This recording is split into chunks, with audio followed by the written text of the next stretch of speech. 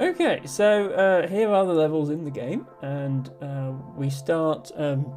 Naturally, they're arranged in hexagons with 1-1. Correctly mark all orange cells blue or black to solve the puzzle. A number in a cell tells you how many adjacent cells are blue. And this is where I always mess up. Does this? I can't remember if this one has it or not. Please go back to the menu. Yeah, swap mouse buttons. The default. I haven't played this game yet since I reinstalled it, so it's back to the default. The default is the opposite of what it is for Minesweeper. In Minesweeper, right-clicking flags a cell as a mine and left-clicking reveals it. In this, it left-clicking flags by default, and yeah, I just could not get on with that. My muscle memory kept going back to doing it wrong, but fortunately it does let you swap. What's with all the side eyes? What did they say?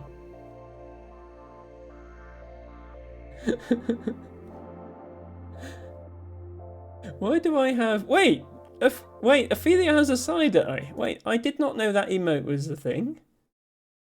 Sorry, the music's going to cut out because I tabbed out. Since when does Ophelia have a side eye? Okay, I am using that everywhere and anywhere, regardless of whether it's appropriate.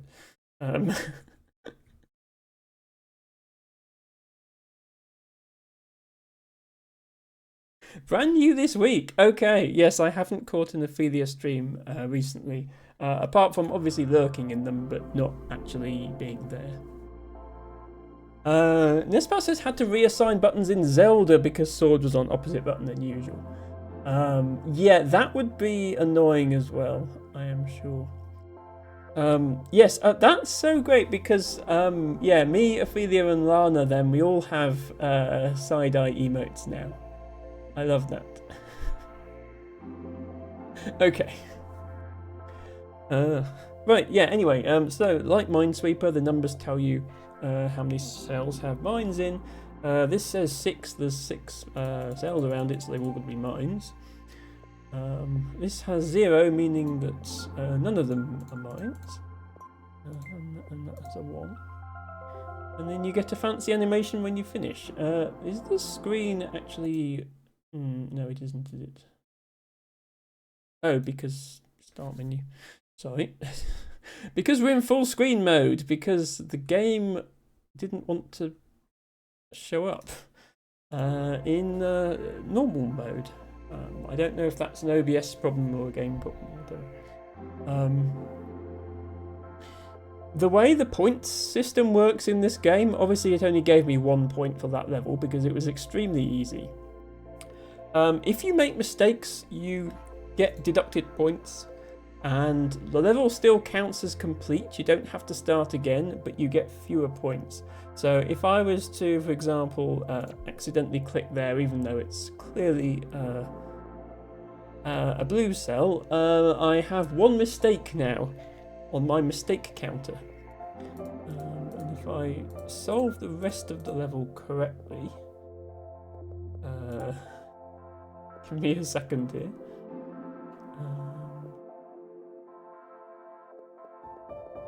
It's got to be those, isn't it? Oh, it still gave me the full number. If I think you're allowed 1 mistake per level, and if you make more than 1 mistake, it starts deducting hexagon points from you. And then on the menu, you get this sort of shiny effect if you solved it perfectly, or with only 1 mistake. Otherwise, you don't. But you can always go back and resolve them. So I'm probably going to try and make no mistakes because obviously, but let's not guarantee anything, shall we? So these first few levels are really just basic Minesweeper, except it is a hexagon grid, not a square one. But later on, it does introduce some mechanics that are different from normal Minesweeper. They're, well, not only different from normal Minesweeper, but fairly unique. Like Temetsi doesn't have them. I haven't played any other game that has these, so we'll see what those are in a moment. There's also, as in most Minesweeper type games, there's a counter up here in the top right to tell you how many mines remain, so you can work out things like that. It also... I still have my overlay wrong, don't I? Sorry. To briefly see my start menu. There we go. It does say at the bottom, this is a very nice thing to have in any Minesweeper game. All puzzles can be solved without guessing. There is no guesswork involved. Thank you so much to both Nespa and Ren, both resubbing for 18 months. That is a coincidence to have your sub anniversaries so close to each other. Ren, of course, is still at work.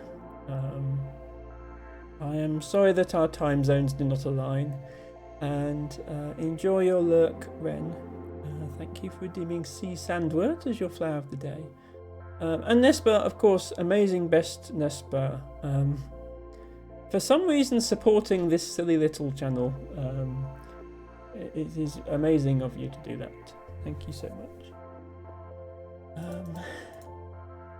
And sorry that I once again only have logic puzzles to offer you on today's stream, but we do have proper games coming up, as I said, hopefully soon. When the weather is back to normal, and when Emma's temperament is more back to normal as well. I'm sure it can't be that far away now. I'm sure. Okay, I think we have one more puzzle in this first area. Nespa says, we kind of love Silly, not sure if you're aware. Yes, but Emma streams Silly is not the same as Nespa streams Silly.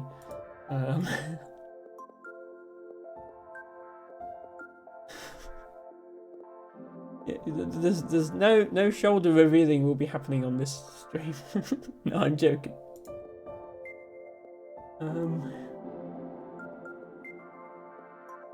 Yes, Emma does her best, but there's only so many ways you can bring a shark into a room, and I think probably I need some new material at this point. So we'll think about it. These levels are satisfying though. They're satisfying, and the music is satisfying, and the little dings you get when you reveal cells are satisfying. Okay, so we did the first area. No problems there. This one is going to introduce some more interesting things, I think, unless it might be the third area. It's so long since I played this game. I can't remember what's in this game and what's in the sequels, and I can't remember where things get introduced.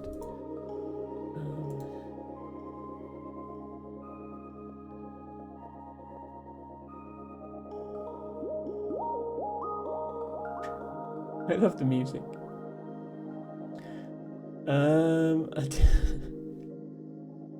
Nespa says, I love puzzle games, I just don't play them on stream. I mean, you play, like, Zelda. I feel like Zelda has puzzle elements to it. I feel like some of the other games you play have puzzle elements to them. They might not be puzzle games as such, but still. I'm sure I could tree some in, says LT Bagger. Yes, definitely. I should probably bring back the game request feature of my streams. It's just right now I'm not convinced I would be able to get to the games that you request without waiting several months, which was always the problem before. Because I know Lana has a game request, although she only commits to playing one stream of it and then only continues it if she likes it. So I don't know. I could do that, but I feel like the sort of games I play are better off enjoyed in their entirety? I don't know. LT Bago says to Nespar, are you sure about that? You've seen the ones I request for that. Not only has Tibago requested some amusing games for Lana, every time Tibago is in Nespar's stream, she does a shout out. And although Tibago still doesn't stream, despite that being something we would much love to see, he does like to set his stream category to... Sorry, I'm going to have to go and check out what it is. He does love to set his stream category to interesting games. His current category, because he's not playing this game, he's just set it as the category, is a reckless disregard for gravity. That sounds like the sort of game that Tiny Toxic Tofu should play, because she can explain gravity whilst disregarding it recklessly. Oops, sorry. I'm gonna minimize the amount I tab out, I promise. I hate it when games do this. They don't have streamers in mind. I don't know if there's some sort of clever Windows thing you can have that stops it from realizing it's been tabbed out. Hello to Brute Force 242, who says, hello Gertrude, the best Emma in the universe. Lana sends a hug. Thank you, Best Brute and Best Panda. I'm not going to tab out of the game again, but I return the hugs to both of you. You are both best, and have you actually checked the entire universe? How certain are you about that statement, Brute Force? There's a lot of universe out there, and I'm sure at least some of it is filled with Emmas.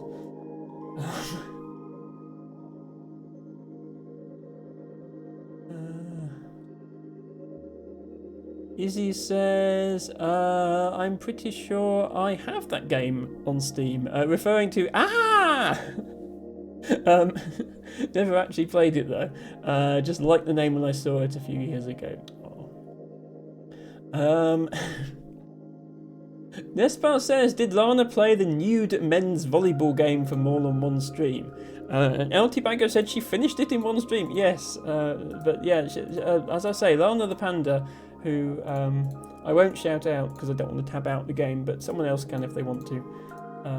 For 100,000 channel points, you will play any game at all that you request, even nude men's beach volleyball, which, yeah, is exactly what it says it is. Brute Force says, I feel like LT Bago only behaves in here and Nespar stream. As I say, LT Bago is sus but respectfully sus. He generally exhibits the level of behaviour that is required of that particular channel. Oh, Liari! Sorry, Liari, I'm not ignoring you, I promise. Hello, Best Liari. Welcome in, Best Crossword Penguin. So nice to see you. I actually caught one of Liari's streams the other day, only for a short moment, but that was nice. Liari, I hope you are well. And don't forget to redeem your flower of the day if you would like one. Liari says Best Emma. And I say Best Liari. Right, here we finally have a new game mechanic. A line number tells you the number of blue cells along its line. You can left click to open a guide and right click to mark as complete. Which is just saying that you can have a guideline of where it's pointing to. We did have these in Temetsi, but they work a bit differently to how they work in Temetsi, and you'll see why later. Nespar is now lurking. Thank you, Nespar, for the lurk, and you will be live later, won't you? Because it is Primate Friday, so I will be sure to check in on that. And possibly even raid in there if I survive that long. As I say, it's just ticked up to 29 degrees in here. Obviously, having the streaming PC on is not helping with that. Alex says completely agree to best Emma in the universe. We're best Alex in the galaxy. I don't know. Izzy the Penguin says sometimes Tibago requires a slight bop on the nose with a newspaper, but he's harmless. Tibago is a small dog, apparently. Right, here we are. So here is the game mechanic that's actually unique to this game, at least out of the Minesweeper clones that I've played. A number inside curly brackets tells you that the blue cells are consecutive. So what does that mean? Well, for example, with this 4 here, the 4 blue cells are all going to be in a row. So it might be these 4, or it might be these 4. We don't know yet which of those cases it is, but we can say, well, it's always going to be these 3. Regardless of whether it's that one or that one, it's always going to be those 3. So yeah, this mechanic has some surprisingly deep logic to it later on. Liari, thank you so much for redeeming your flower, which is a Portland Spurge. LT Baker says, I occasionally pop my toes over the appropriate line, but I try to stick to the vibe.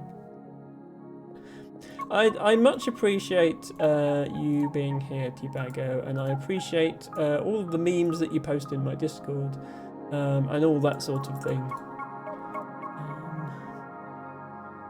And hello, Verdsky. Verdsky, bestest Verdsky, bestest Verd, bestest ski. Thank you so much for redeeming Common Orash as your flower of the day. Also for redeeming drink water. Believe me, I have been drinking a lot of water today, but I will continue with that.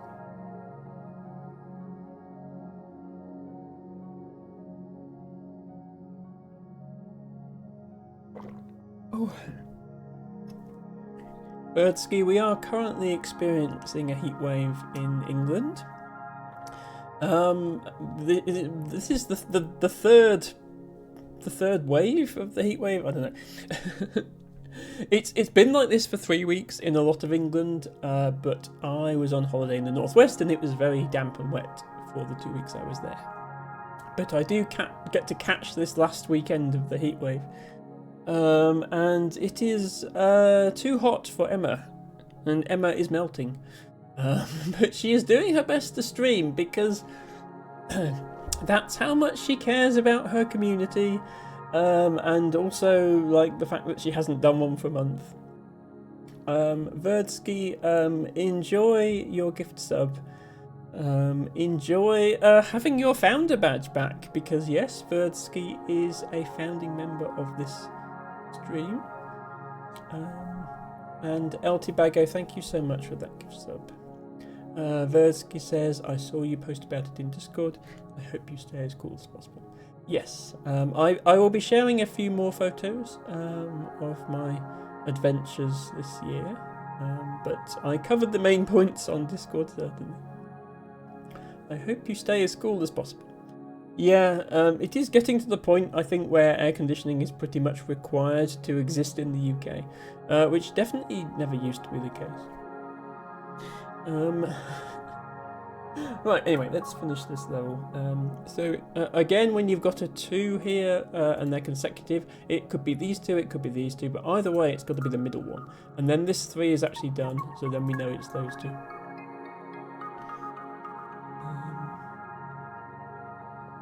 So yeah, anytime you have a row or column with this symbol, and it doesn't just appear on rows and columns, by the way, it can appear inside the cells themselves as well.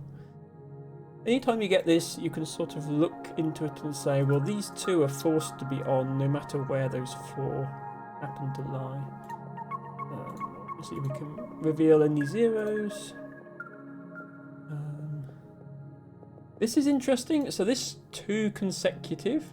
It can't be these 2 because there's only 1 next to them. It can't be these 2 because there's only 1 next to them. This one and this one do actually count as consecutive, even though there's a gap in the area. It's consecutive along this line. So it is this one and this one.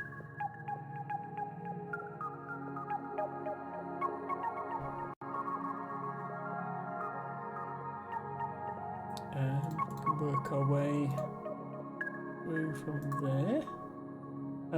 With this 3, this middle one, it doesn't look like the middle one because but it is the middle one. That has to be blue, and then it's got to be 3 one way or 3 the other. But this 2 tells us it's not that one, so it's 3 this way. We are done. Vertsky says, in your own words, best Emma. Yes, and oh, hang on, you redeemed show outfit, Vertsky. You didn't just redeem drink water. Sorry, I missed the fact that there was 2 redeems there. Emma's outfit today is I'm too hot to have a proper outfit, but let's show anyway. Ooh.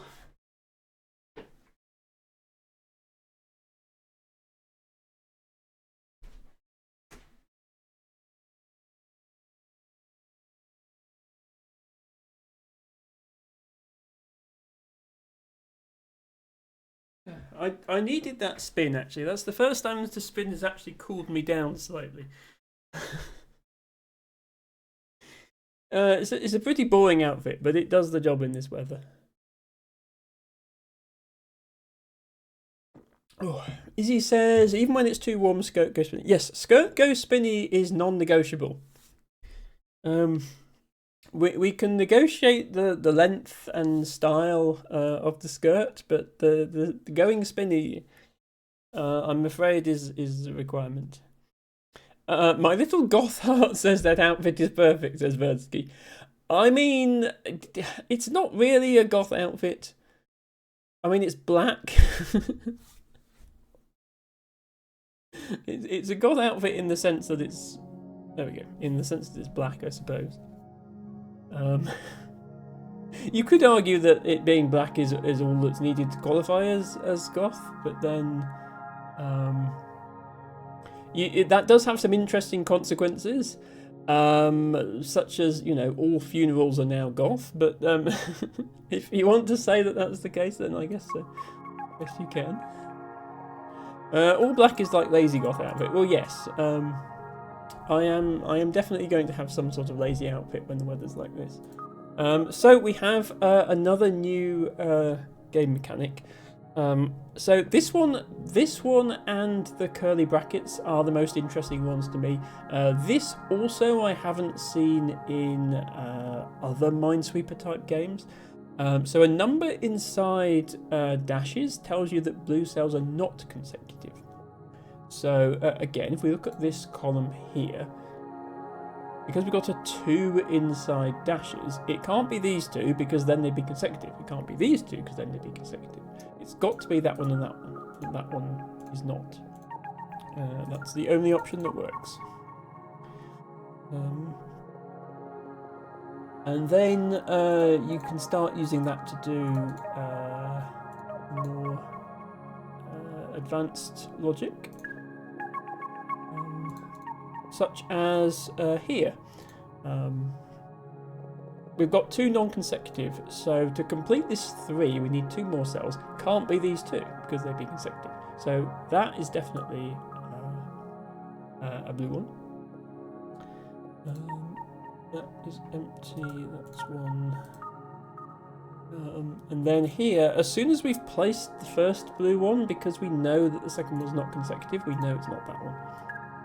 And we can do that.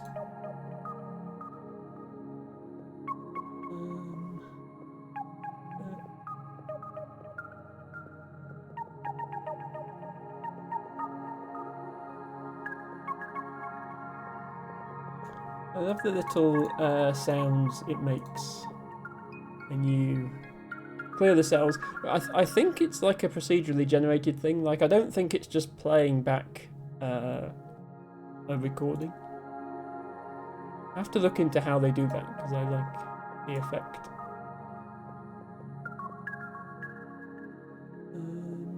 Okay, non-consecutive here has to be those two. You can wear any colour as long as it's black, says LT Bagger. Yes. Wise words, in my opinion.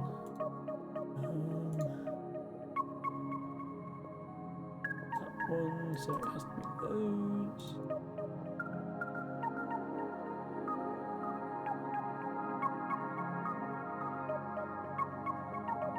And if you worry that I'm getting through these a bit quickly, don't worry. The later levels are much more, both larger and more difficult.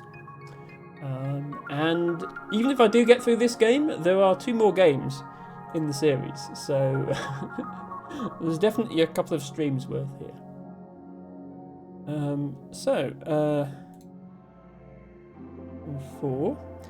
So yeah, here we see once again the curly brackets, but now we see them inside cells rather than in column headings. But the logic works exactly the same. It's got to be these 3, and then it's either one of the end ones, and then this 1 tells us that it's that one. This 4 tells us that it's all of those, and then that tells us it's that.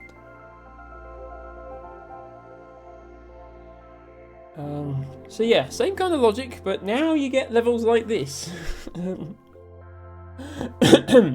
which can be a bit overwhelming until you've figured out where to start. And I'm going to start with here.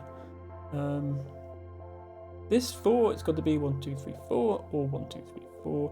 Either way, it's got to be this one, and actually, it's got to be all 3 of those. Then this 2 is done. And then hopefully everything just kind of unravels from there. 3 means it's those ones. And then this 3, we don't know if it's this one or this one yet, but it's definitely not that one. And then that tells us. My brain just melted looking at that, says Izzy. My brain is already melted. There's nothing that a puzzle game can do to me today because my brain is already a puddle on the floor. So if anything, this is the perfect opportunity to do some hard puzzle games, because my brain's not going to get any worse. Right, because we've got this 2 here, it's these 2 or these 2. It can't just be these because they've got to be consecutive. And then with this 3, we can start from here, and we know they're consecutive, so it's either these, or it might be these, or it might be these. But there's no way it's ever this one, so we can reveal that one. And because these are well-designed puzzles and not just randomly generated, usually revealing a cell will actually help you. It's not like regular Minesweeper where the levels are random and sometimes you can get stuck. It's more like Temetsi where everything is carefully designed. And I appreciate games like that. I find them more interesting. Right, now what?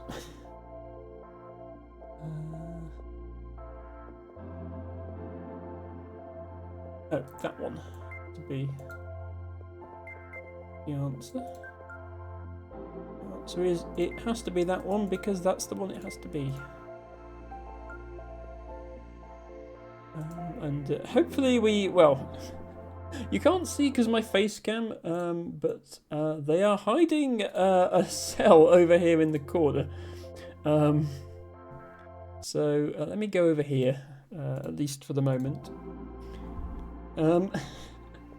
Depending on whether we got one remaining at the end or not, we will have to either reveal that cell or not. We do have one remaining at the end. Okay. Glad we cleared that up. Yeah, the levels, there's no consistent part of the screen that's never covered up by level. To put my face cam in, I guess I'll leave it here for the moment. Oh. Okay, 3.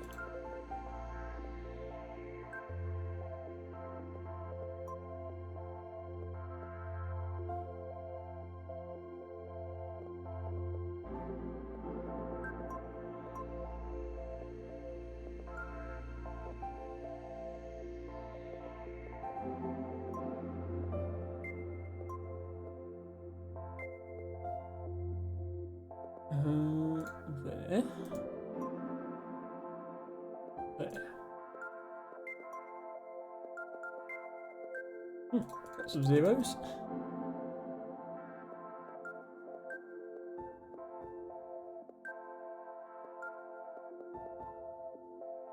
And okay.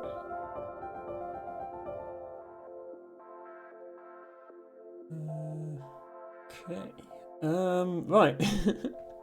Now what? Ah, right. Okay, 5 consecutive, but there's only 5 to choose from, so that's easy enough. Right, this is interesting. So, it perhaps wasn't quite clear when I was explaining before. The dashes, the non-consecutive cells. If it's a 2, it just means the 2 cells aren't next to each other. If it's bigger than 2, you can still have 2 next to each other. You just can't have all 3 next to each other. So this 4, you could have 3 consecutive blue ones, just not all 4 of them. So here, because we've already got 2 consecutive blue ones, we know it can't be that one.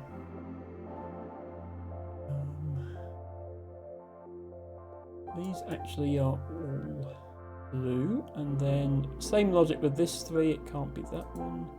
This 3 can't be that one. With the 2, it can't be that one. Okay, this is interesting. So with this 3, we can actually say, well, it can't be all 3 of these because they've been consecutive. So it's definitely got to be this one. And then we can say, well, it can't be all 3 of these because that would be consecutive, so it's got to be this one. We end up with this shape.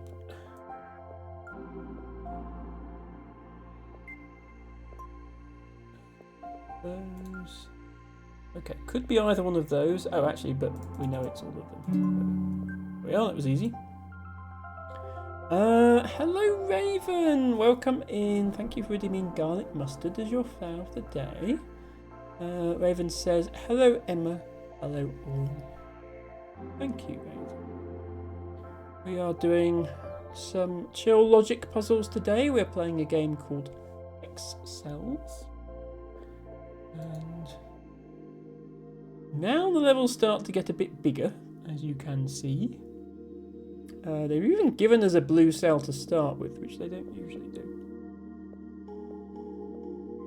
So change the music. And I like how when the music changes, the noise of revealing the cells also changes to sort of match the music.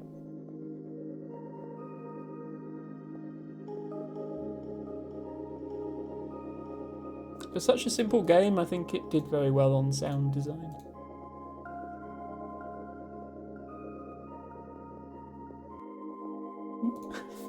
Following the trail of zeros to see where it leads.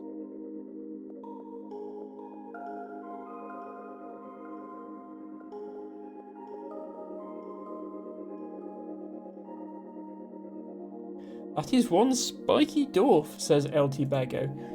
Yes, for any dwarf romantic players watching, don't build your dwarf like this. This is not a good dwarf. It's a perfectly good hex cells level, but it's... Oops. That was a legit misclick. I meant to go here and went there. Yeah, this is a perfectly good hex cells level, but it is not a good dwarf. It is far too spiky.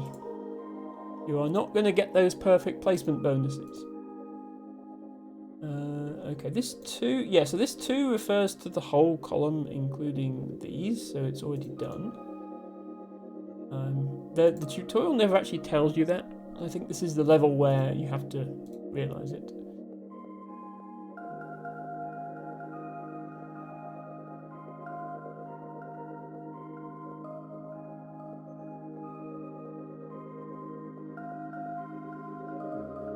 There we go. So yeah, because I only made one mistake, I do get to count it as perfect. Out of the 3 games in the series, the first game I have beaten the whole thing perfectly. I have the achievement for that on Steam. The second and third games I haven't. I've played them before. I just didn't get them all perfect. Raven says, I like the sounds but have no clue what the game wants with the numbers. So this is a Minesweeper type game. They all kind of work in a similar way. Each of these orange cells on the screen is either safe to reveal and then it will have a number under it and it will turn black. Or it needs to be flagged as blue. And these numbers in the black cells tell you how many blue cells are surrounding them. So this 2 means that 2 out of these 3 orange cells are blue. And that's normal Minesweeper just has that. It just has cells with numbers in. This game has some extra goodness. It has these numbers at the top, which relate to the whole column. So this column has a total of 5 blue hexagons in it. But it also has these special symbols with the curly brackets and the dashes. The curly bracket means all 2 blue hexagons are next to each other. They're all consecutive. And the lines mean they're not consecutive. So there are 2 in this column, but they're not next to each other. And actually, the fact that there's 2 in this column, and they've given me this one to start with, and they're next to each other, it's either here or here. This one counts as being next to this one because it's next to it on this line, even though it's not actually next to it. So we know it's one of those 2, which means it can't be any of these. So then we reveal more black cells, which gives us more information, and then we make progress. And all Minesweeper games work on that same basic principle of applying some logic to work out what action you can safely take, and then taking that action, and then hopefully getting more information from that action. Which sounds very boring when you put it that way, but Emma likes these puzzles, and I don't think I'm the only one. I think a lot of people like these puzzles. So this is an interesting one. When we have a 3 with lines, and there's only 4 cells, it can't be these 3, and it can't be these 3. And if you look at what combinations it can can basically only be this one, and this one, or this one, and this one. In other words, it's got to be these 2 end ones, and then one of the middle ones. So we can immediately mark the 2 end ones. Then because of this 2 up here, we can say it's not those. And then that gives us enough information to actually solve it properly. Okay, 1 and this 2, so that one, and one of those. And that's actually both for that column.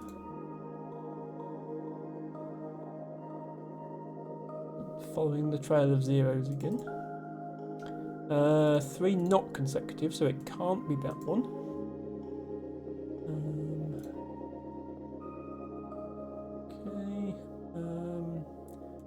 Okay, 2 not consecutive, so it can't be these 2 to complete the 3. It's that one and one of these. That completes this. Do you see how these levels are quite cleverly designed in that each new thing you reveal gives you just enough information to reveal one more thing, but you're not just slowly working your way across the level. Like, you might reveal something up here which tells you something about what's down here, which then tells you about something up here. So you have to jump around the level a lot.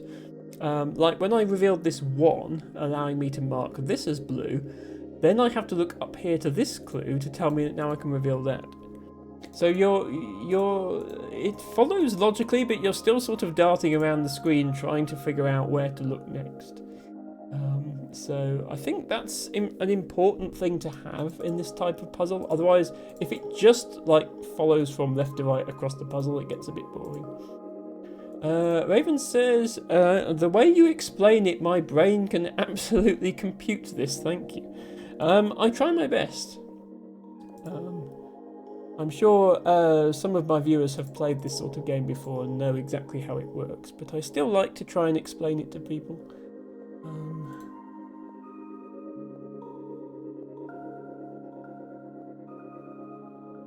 Because maybe some people don't know. And the last bit of information we have is this little number in the corner. It says up here there's 2 remaining. We don't have any other information about what's in these 2 cells, but because we know there's 2 remaining, it's got to be those 2. There we are. And you see, the bigger the level is, the more points the game is awarding you. And you're slowly working your way towards, out of 264. So it looks like I've done the majority of the game, but I'm only just over halfway in terms of points, which gives you an idea of how big and complicated the final levels are. Okay. Well, obviously if there's a 0, we start there.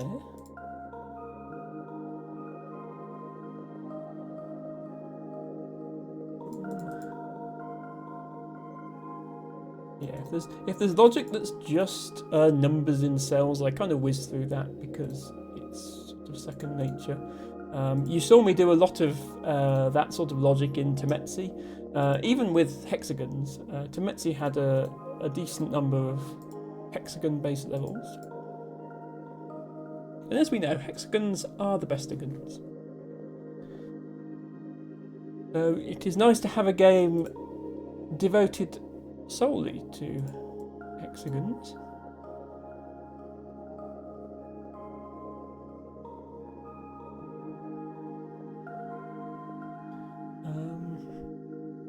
Although I should mention, in addition to the 3 games in this series, Hex Cells, Hex Cells Plus, Hex Cells Infinite, the developer has made other games, including one called Square Cells, which has, you guessed it, square cells.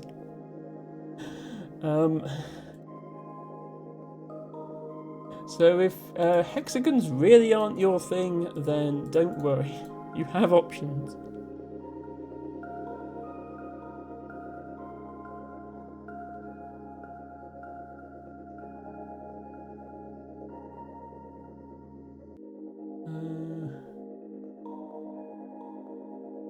Hello, Pidge! Welcome in, Pidge. Best Pidge, best N, best Coop, who says, how's it going? It is going very well, thank you. Normally I would immediately give you a shout out, but if I tab out of this game, it disappears and the sound stops. So if somebody wouldn't mind giving Pidge a shout out, that would be awesome. Pidge is a very good friend, a friend of Best Hazel as a Zelzel.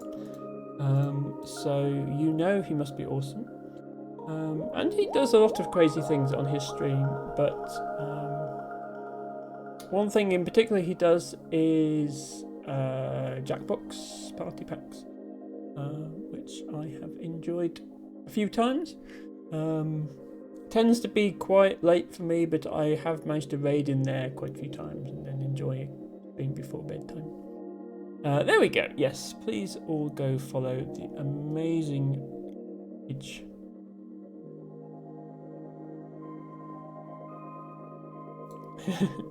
Exactly, Jackbox Friday, and in fact it is Friday. That's probably exactly what I'm thinking of.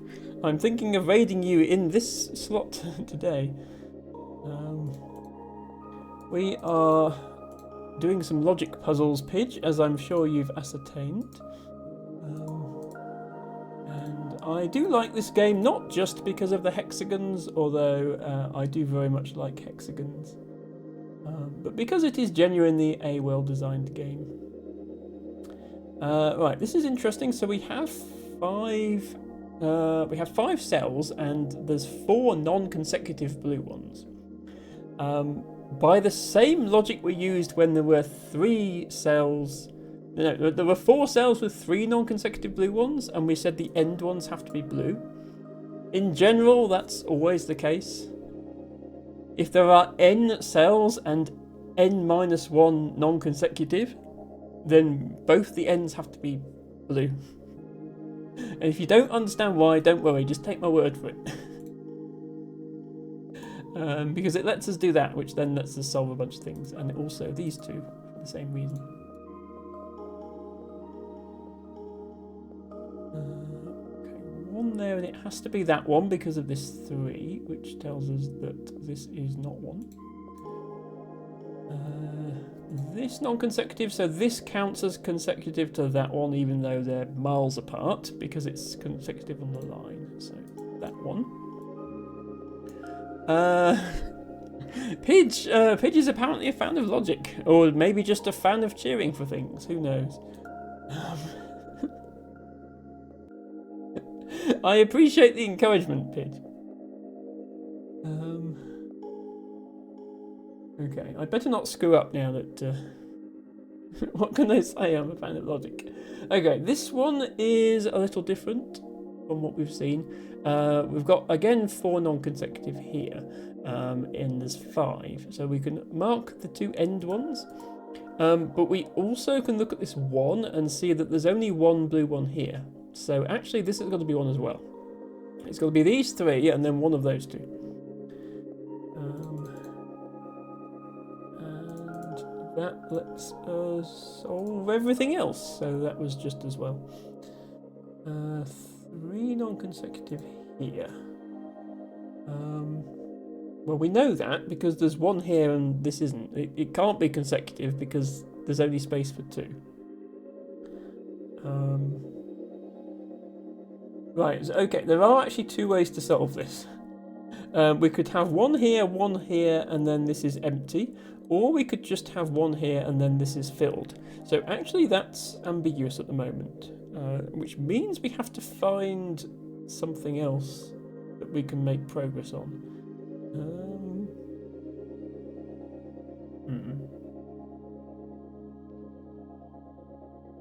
Which is interesting because I'm not sure I see anywhere else to make progress.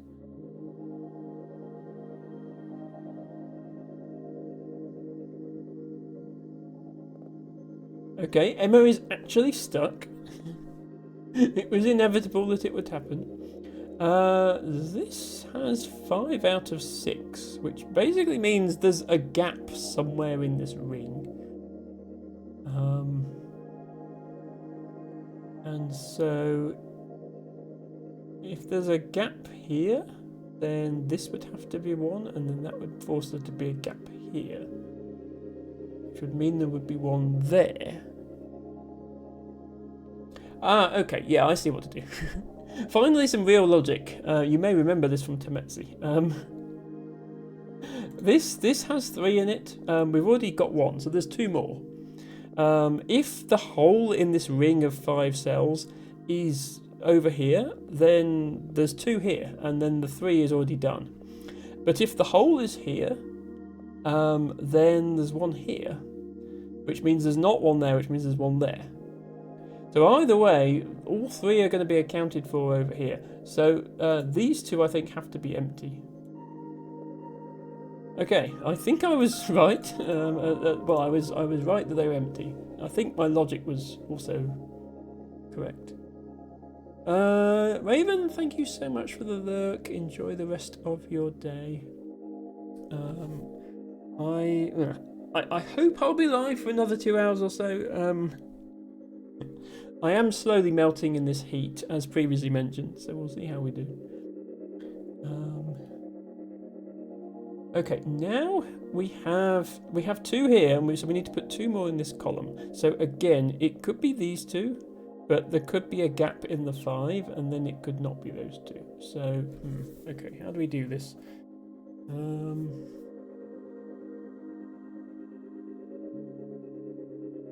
I think we have to use all 3 of these clues together. So this is telling us in total, in all 3 of these columns, there are 10 blue cells. 2, 3, 4. We've already marked 4, and there's 5 round here, which makes a total of 9. And there's also 1 adjacent to here, which makes 10. So that's all of them. So they're all either in this ring, next to this one, or up here. So these three must all be empty. Wow, actual logic. How I have missed it. Not really. And then we can finally reveal that one, which tells us what we needed to know up here, which is that it looks like this. Okay. And if you thought that was hard, this is only like 2/3 difficulty. The final level in the game has I guess 5 times 25 of these hexes as its difficulty rating, because it is a full grid of them. I always panic when you see a small level near the end of the game, because it means it must be difficult. I think this one is actually easier than the previous one, though.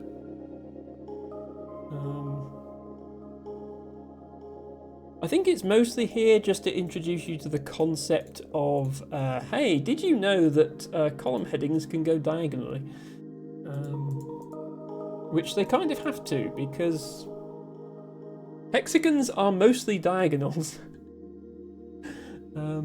2 out of the 3 lines of symmetry through a hexagon are going to be diagonal, no matter what way up you orient it. There we go. Yeah, that was an easy one. Okay, final area unlocked.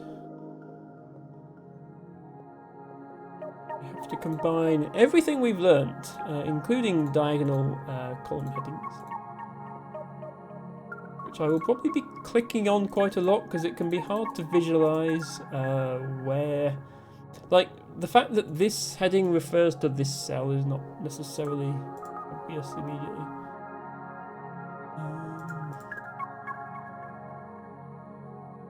The other thing I might start doing, once you've used column heading, you can right-click it, which dims it like that, which helps you focus on the ones you actually need.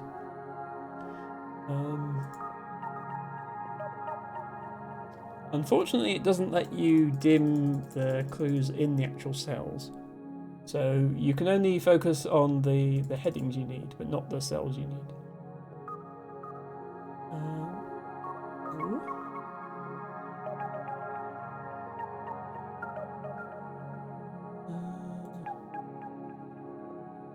Okay. 3 here, so that one and 2 others, so it's got to look like that.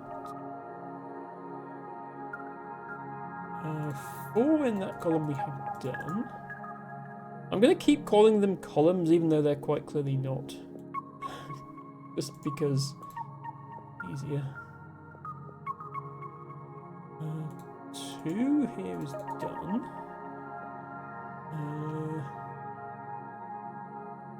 Okay. Okay. This is reminding me of Temetzi. There's got to be at least 1 here, which means there's at most 1 here.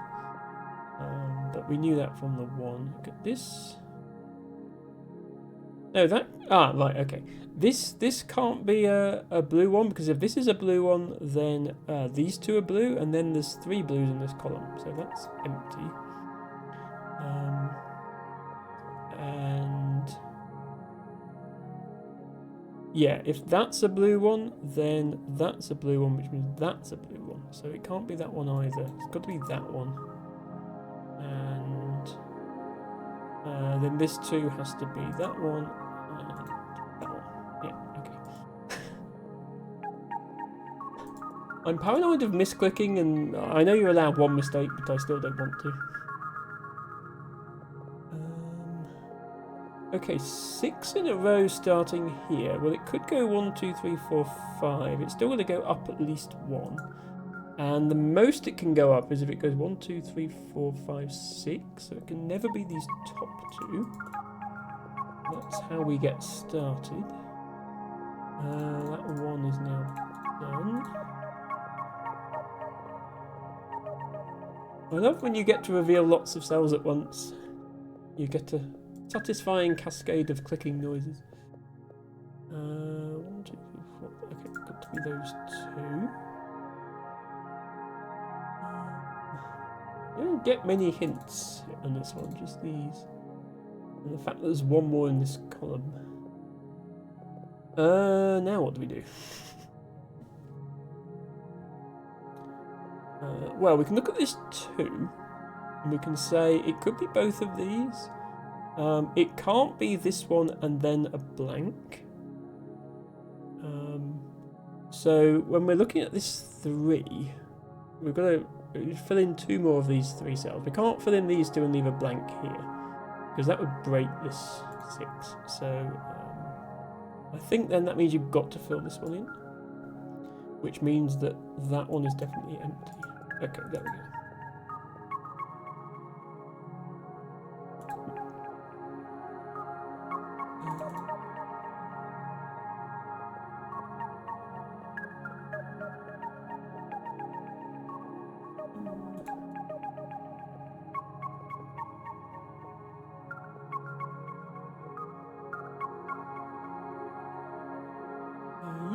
One of those.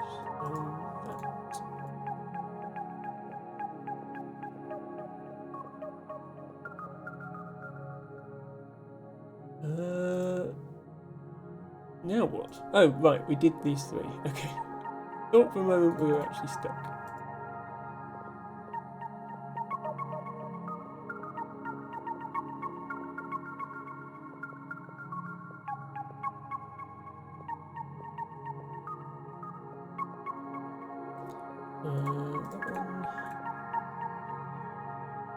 Okay, 2 non-consecutive means not that one.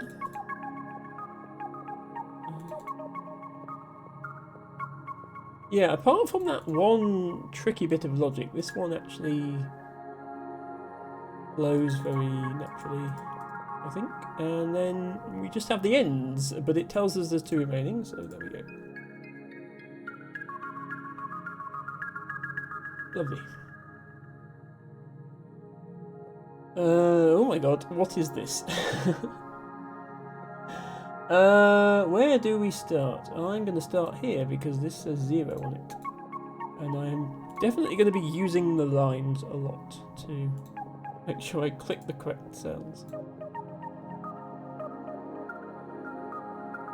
It actually does quite a lot. It's helpful that they've left these blank spaces between, because then it can only say 0, 1 or 2. And if it says 2, you know it's both of them. If it says 0, you know it's neither of them. It's only really a 1 that isn't helpful. LT Baggo is a little taken aback by this level, apparently. This 4. This 4 can't be in these 3 because there's not space. It's got to be these 3 and then one of these. So all of these are safe, so it's that one.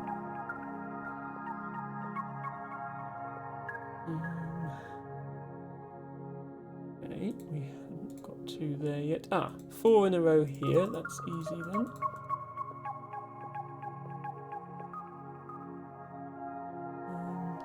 Six in this column. We have already marked 6, so that is empty.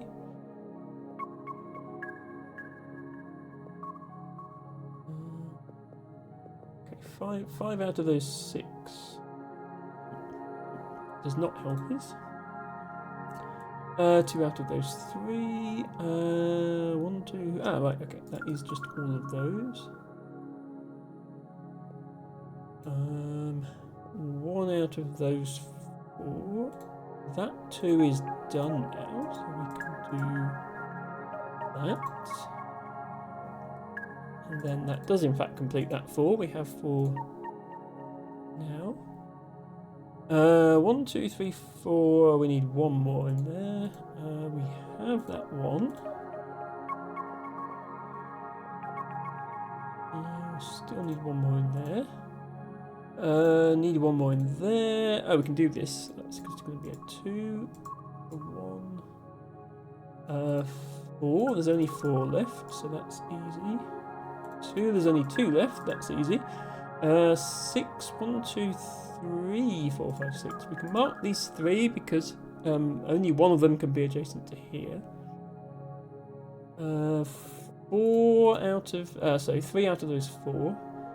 This is 4 non-consecutive, so because we've got 3 in a row, we have to say it's not this one. And that tells us that there's 1 in here. 2 out of those 3. Oh, this is 6 consecutive, isn't it? Yeah, 1, 2, 3, 4, 5, 6. We can just do that. 6 in that column we can do. That column is done.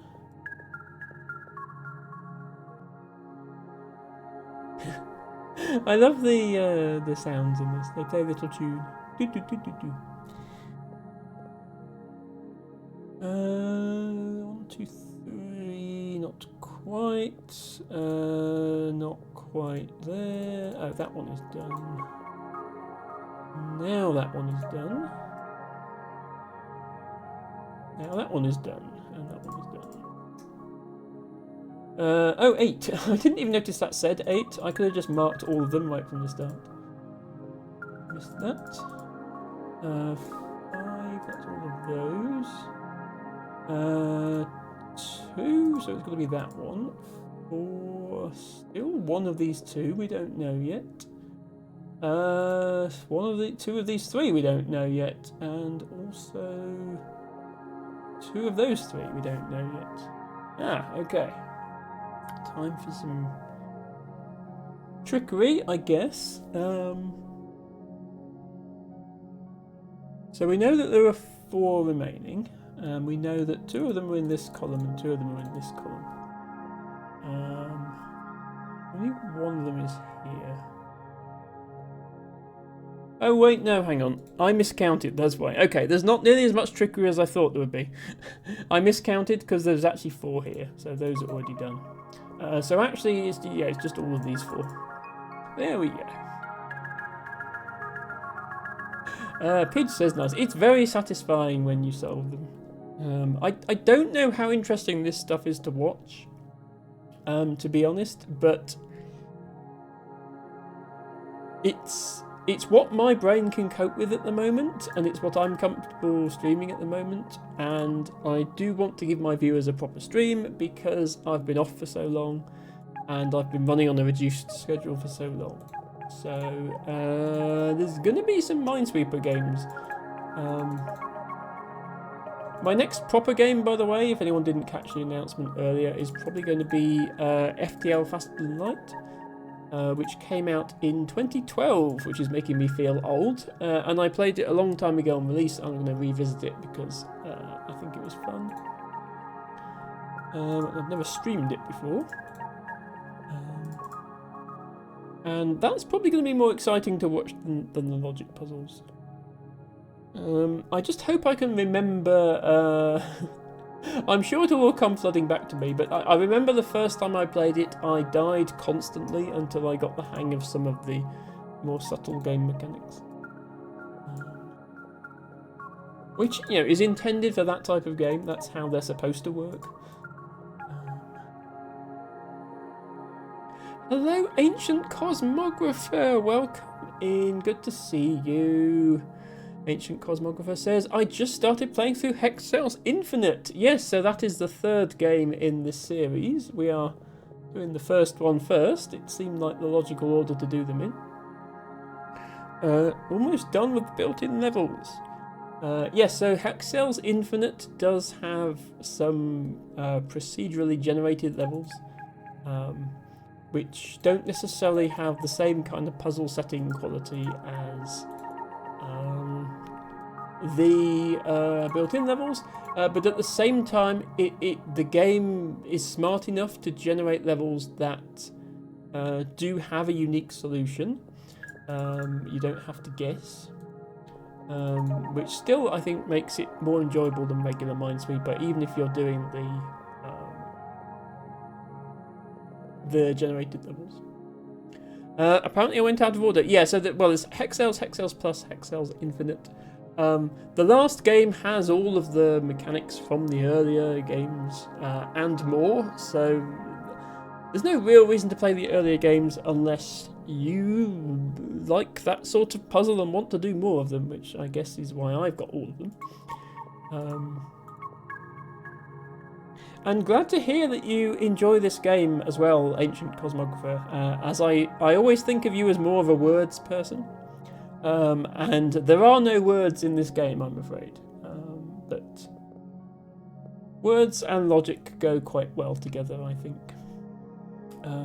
For those of you who have not had the pleasure of seeing an Ancient Cosmographer stream, he does stream occasionally and plays InfiniWords, which is an anagramming game, which you developed, and you also play Scrabble, like competitively, and are very good at it, much better than me. There's a side of me that's into Nicoli style pen and paper puzzles. Yes, I can definitely see that. I think the two things go well together. People who enjoy one enjoy the other. A bit like people who enjoy Scrabble sometimes enjoy crosswords as well. I think that's another thing that tends to be sort of adjacent to Scrabble. Hello, Alhuno. Alhuno says, best Emma, cutest Emma, lovely Emma. I missed lovely Emma. I'm sorry you missed me, Alhuno. You're in my Discord, aren't you? So you will have seen my... You will have seen my update that I was on holiday cycling, and that is why I was not streaming. But I am back now, so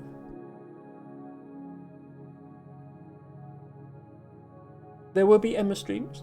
There will hopefully be a Sunday stream this week, although it's still going to be this hot, so it remains to be seen if I'm fully melted by then. There's not going to be a stream next Friday because I'm not here next Friday. I'm busy with something else. But other than that, we're more back to normal now. Raven, thank you so much for redeeming Blow High. I will go and fetch him right now.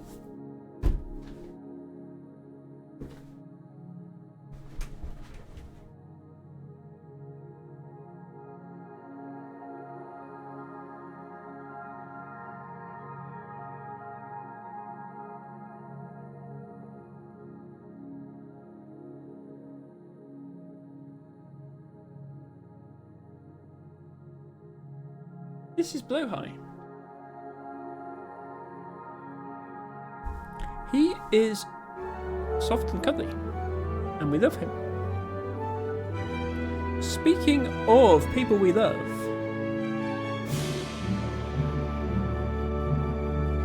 Rooney, thank you so much for raiding with your party of 14 viewers. Welcome in to... Let me cut that music out for a moment. Welcome in to Harry, Kurjo, Otto, best put at, Rooney, Wurzel, okay, I read that as Wurzel Pornfit. That's probably not how I'm supposed to say it. WRZLPRNFT, welcome in. LT Bago, Hurricane, and all your other viewers. Just in time for Blow High, says Rooney. You are quite right. Yes, we are playing a logic puzzle game today called Hex Cells, but we're not playing it right now because you timed your raid perfectly when somebody had just redeemed Blow High. And this is Blow High. And he is soft and he is cuddly and he's a shork. And he's welcoming in all of these people from Rooney's stream.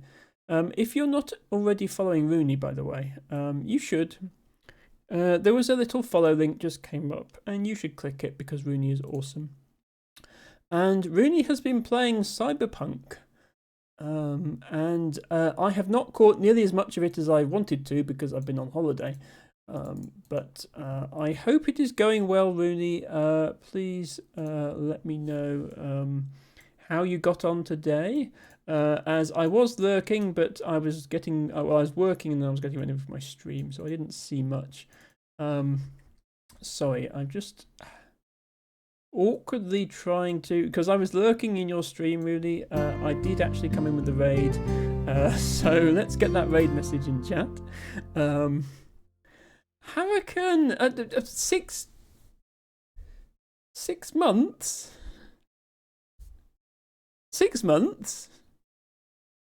Hurricane, that is amazing. Thank you so much.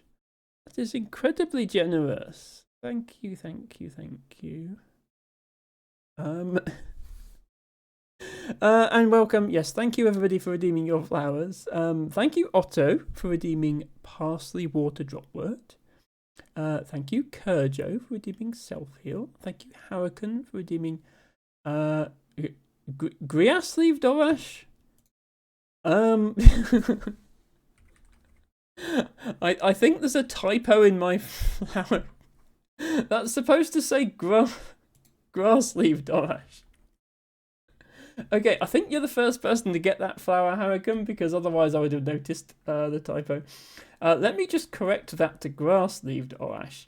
And then let me additionally go and correct your garden to have the correct name flower in it. Terribly sorry about that. Yes, grass-leaved Orash is a flower. Well, it's a plant with very thin leaves that look a bit like grass, to be specific.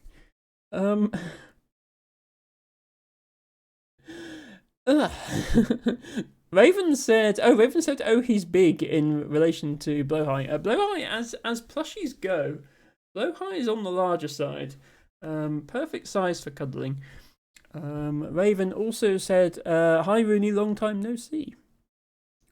Rooney says, in regards to his Cyberpunk playthrough, it is going well. Feels like we just picked up the beginning of the end of the DLC. Okay. Well, I will hopefully be a little bit more active of a participant in your streams than I have been. And I look forward to many more of them. Rooney, thank you for redeeming Lesser Skullcap as your flower of the day. I am pleased to confirm that I have spelt everyone else's flowers right. So let us get back into the game now. Yes, I have to go full screen because otherwise it doesn't work in OBS. Raven says, yes, I was double watching and now had to cancel one stream to not be double here. Yes, I mean, you can be double here if you want. Twitch, I think, is smart enough not to count it as 2 separate viewers. At least if you're both on the same IP address. Is that 5? 1, 2, 3, 4, 5? Yes, okay, that's already full. You can tell it's warm because I'm struggling to count to 5.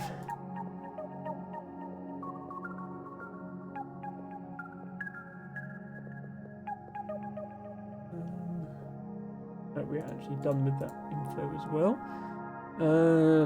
2 adjacent is not that one.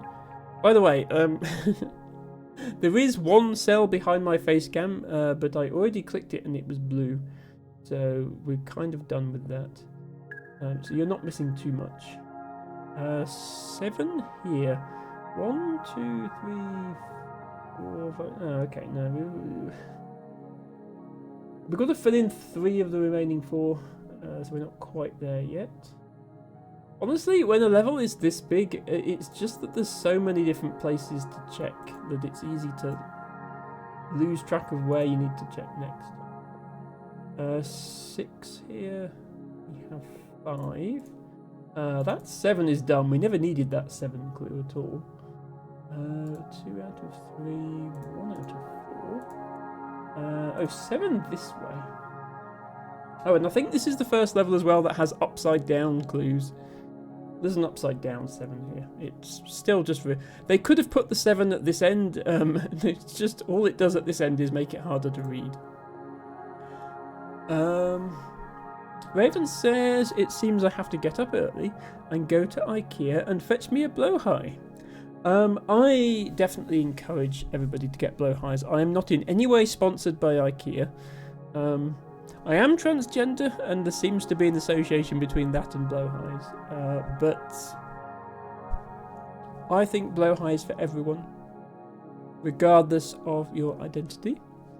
Do you think they will be fine with the big lion? You mean the plushie? Probably. In my experience, plushies generally get on quite well with each other. Pets, they get on slightly less well with. But yes. One can never have enough plushies. Okay, if I stare at this long enough, I'm sure I'll see something. Ah, I see something. This 5. 1, 2, 3, 4, 5. There we go. How did that help me? That, in fact, did not really help me at all. So now I need to see another something.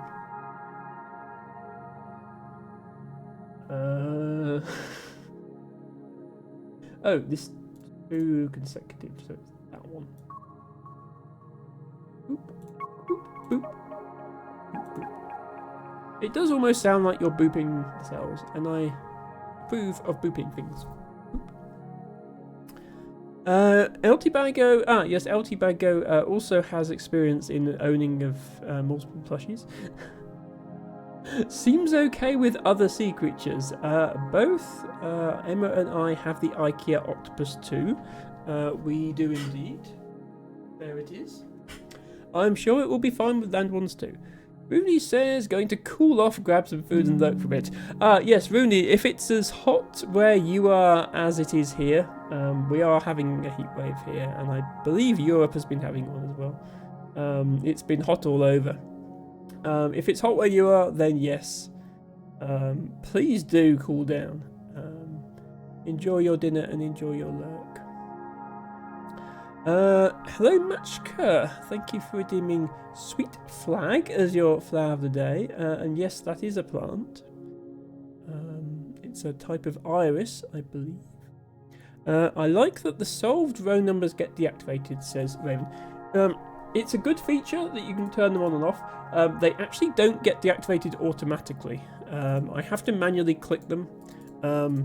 There are Minesweeper type games that do automatically deactivate them, but having the option at all is a good thing, so I'm not going to fuss too much.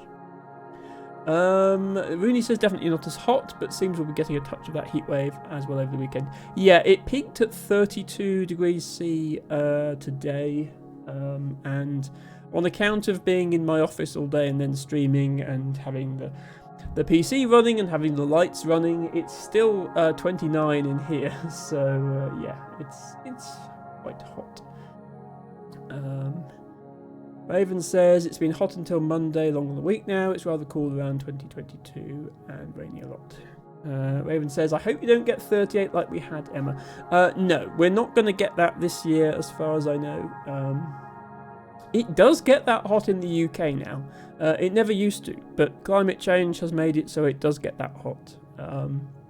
It was actually over 40 the year before last, which is the hottest it's ever been recorded here. Fortunately still quite rare, but it could get more common now, that's the problem. Okay, there's a 0 here. Why am I not seeing things today? That's what I was missing.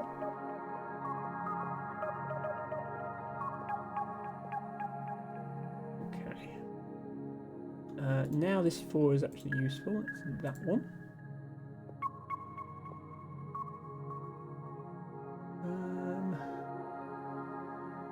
Okay.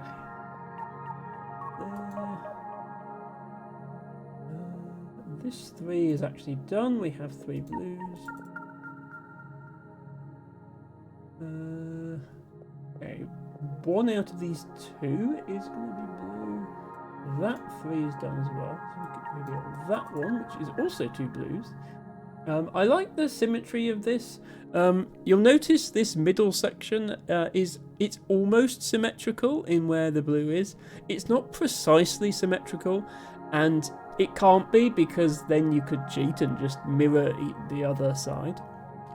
So I like how they've made it as pleasingly symmetrical as you can without ruining the puzzle. I like the extra effort that must have gone in to do that. Okay, that is now 6.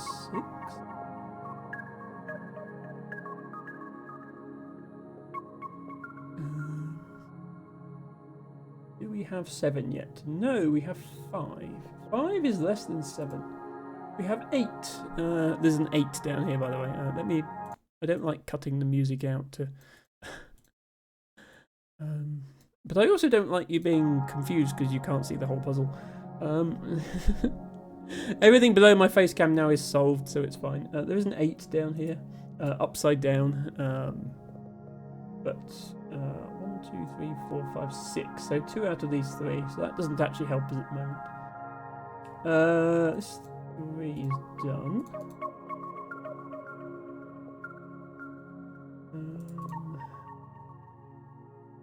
1, 2, 3, 4, 5. 6, 7. Okay, that 7 is done now. Finally. Now do we have 8? 1, 2, 3, 4, 5, 6, 7, 8. Yes, we do. Okay. Over.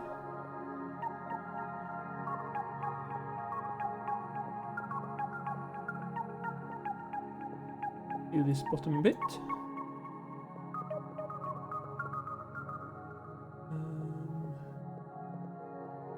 1, 2, 3.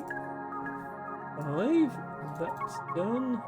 This 7, we never actually needed. I think the game does actually give you slightly more information than you need. In other words, some of these column headings we actually didn't need to use. Like this 4, for example, we never used because, like, we know that there's 4 now because there's only 1 left, and it's this 4 tells us. So there is a little bit of redundant information, not much, and I think that's probably good because it means you're not going to get completely stuck forever if you miss the one thing they're trying to get you to see. I think it's probably best that way. There we are. So yeah, that one gives us the full 25 points, and we have finished Excels. This is kind of a troll puzzle because, yeah, 57 remaining. You could try and count them all, but it does say at the bottom they're all blue cells, honest. And we know that every level can be solved without guessing, so they would have to all be blue. This is also the only level in the game that has overlapping cells in order to spell out the words.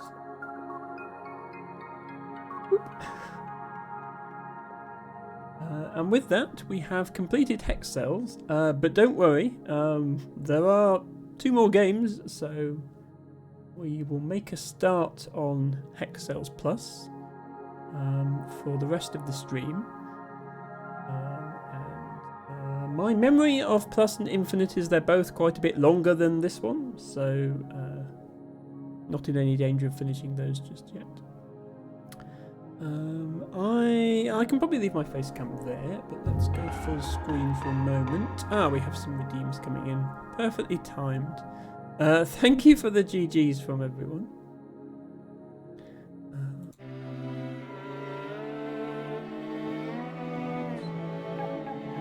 I'm just trying to exit the game here. There we go.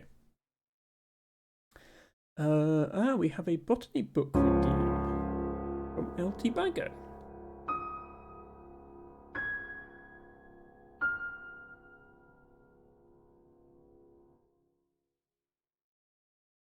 Babington's leek, Allium ampuliprosum var.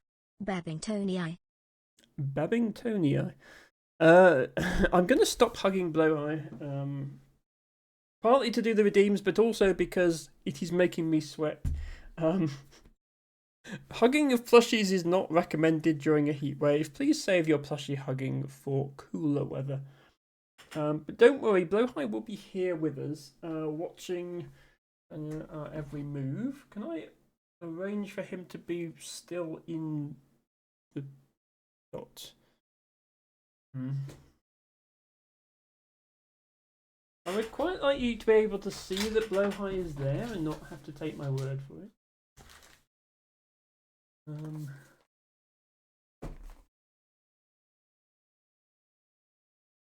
There we go. Maybe that's good enough. So we have a stretch and we have a read. A few minutes early, but it seems like a good time. Definitely, yes, before we start the next game. Let me just check, actually, that I do have Hex Cells Plus installed. I think I installed all of them. Yes, I did. Okay.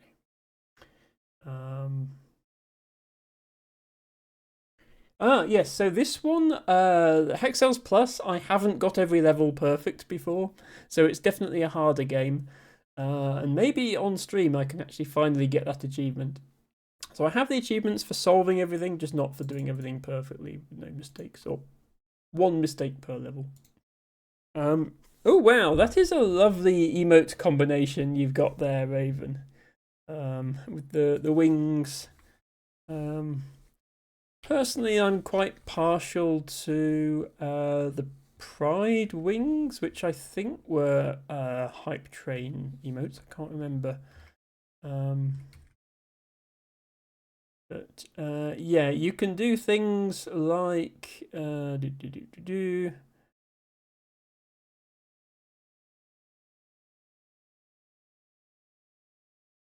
can do things like this with the Pride wings, which are quite nice. And thank you for the hug as well. That is very awesome of you. I never saw Pride Wings, says Raven. Yeah, it tells me limited time only emote when I click on them, which I think means you had to unlock them via Hype Train at a certain time. Harry says I have a photo of this. There is a photo of that on my Discord, yes. When Harry visited me last November, we went to the nearby city of Wells, which is the smallest city in the UK. And one of the things they have there is a sculpture of like swan wings, so you can stand there and it looks like it doesn't really look like you've got wings. Let me find the picture just to show everyone a real life version of this emote combination. Come on, Emma, you can find things in your own Discord, surely. Or not.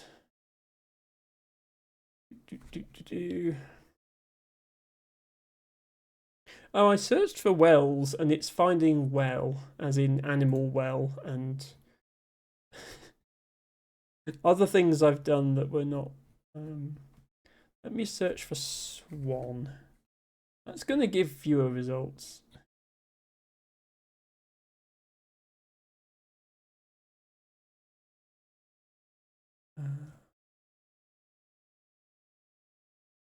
Here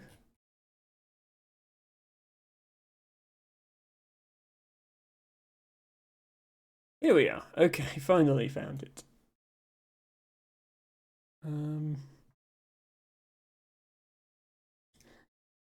There we are. There is Emma pretending to have wings. As illustrated in Harry's emotes.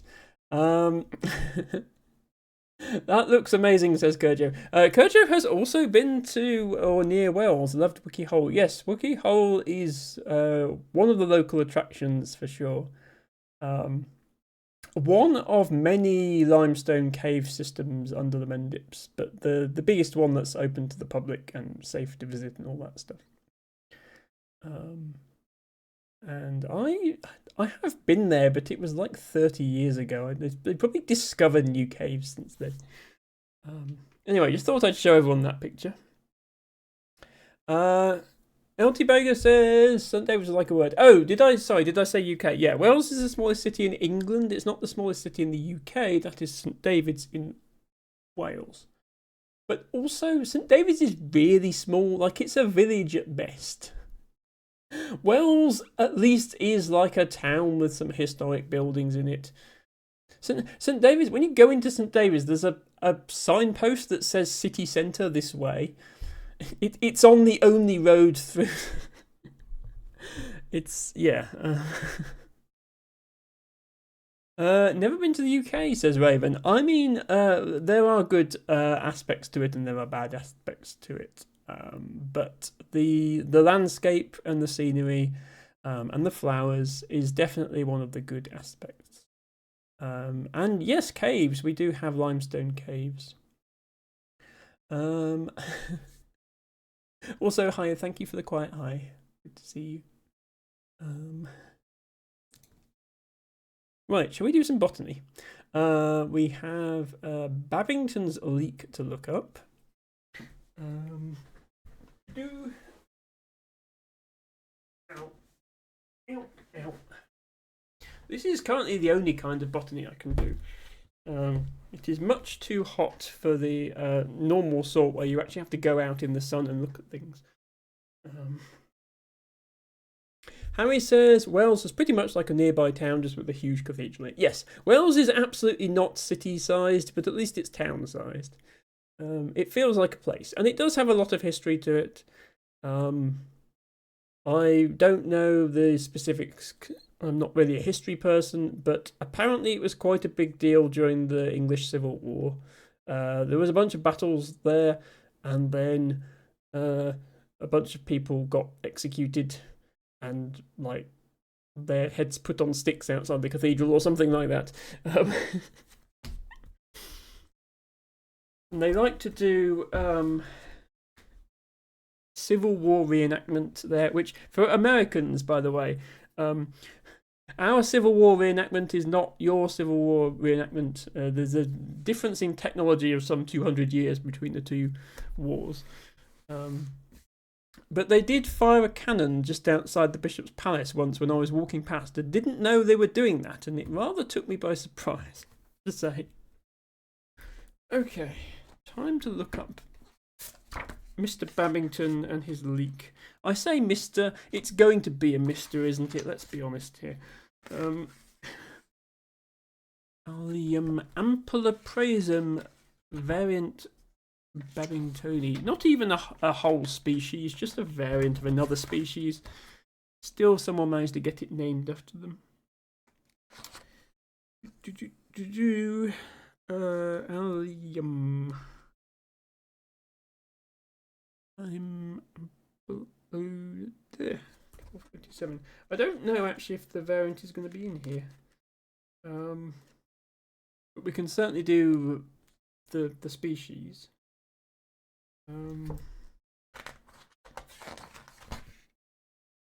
Yeah, Allium ampuloprasum wild leek. Okay, yeah, I don't have a specific bit about that variant, Teabagger, the Babington's leek, but I do have some details on the different variants, so we can do that. Charles Cardale Babington, a botanist and contemporary of Charles Darwin. Interesting that there is a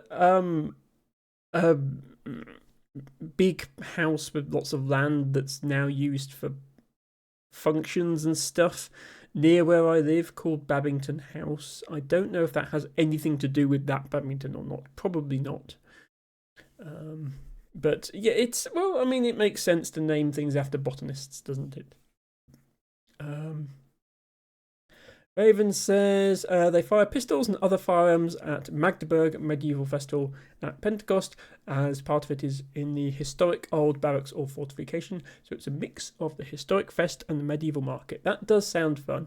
My favourite reenactment thing that I've ever seen is probably the Viking Festival in York in England.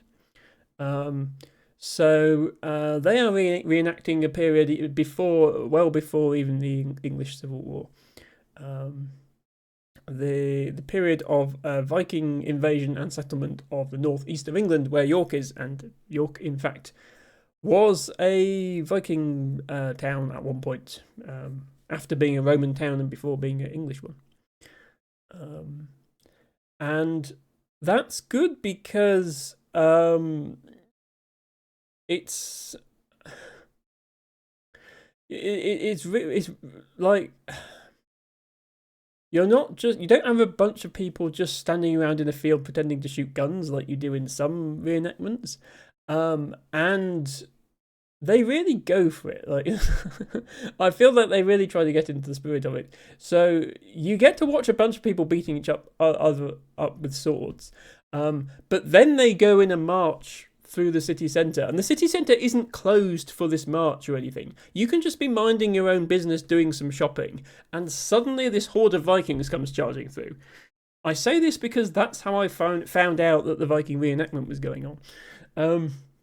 And also, the best thing I've ever seen anywhere on the streets of British towns, which was a guy just casually walking along carrying a 14-foot spear, like way up here, and nobody even noticing or challenging him on it because they all knew the Viking reenactment was going on. So yes, if anyone ever tries to tell you that the UK has a problem with knife crime, they're talking bollocks, okay? There are perfectly law-abiding citizens carrying 14-foot spears around at all times, and nothing bad happens. I know it sounds like I'm making some of this up. I should clarify the bits that I'm making up. But it's more fun if I don't. My absolute favourite bit actually of the Viking reenactment was one of these previously mentioned battles where they basically get a bunch of guys who do this for fun, who are dressing up in armor and with swords and shields, and okay, the everything, all the weapons are blunt, but they probably still hurt if you hit them hard enough. And just running into this mock battle, and then people falling everywhere, being fake killed, and then just you hear somebody go, my contact lens, which did break the immersion slightly, because I don't know if you know this, but contact lenses weren't invented during the Viking occupation. Funny that. Probably depends on where, not in London. Yes, London was never a subject of Viking occupation. It was really the northeast coast and then a little bit inland from that. They had what was known as the Danelaw for a while, when England, as in the area controlled by the Kingdom of England, was still like the south of the country. Before they got ideas above their station and started conquering Wales and the north, and eventually most of the world, in fact. That's a slightly later period of history. I should probably be doing some botany, shouldn't I? That's what we're supposed to do in this interval. We're not supposed to just waffle about random things. Allium ampuloprasum, which is the species that Tibago mentioned, that's just wild leek. So wild leek is, it kind of looks like cultivated leek. It's just that it's a lot smaller. It does have a very nice purple flower head, and you can get, although it's called wild leek, you can get garden versions of it. So it's a cultivated version of wild leek, but it's not the same thing as the cultivated leek that you eat for food. It's still cultivated wild leek. But it looks like this, which is very pretty. And the actual wild leek is not quite as impressive. I'm just finding a good photo of that.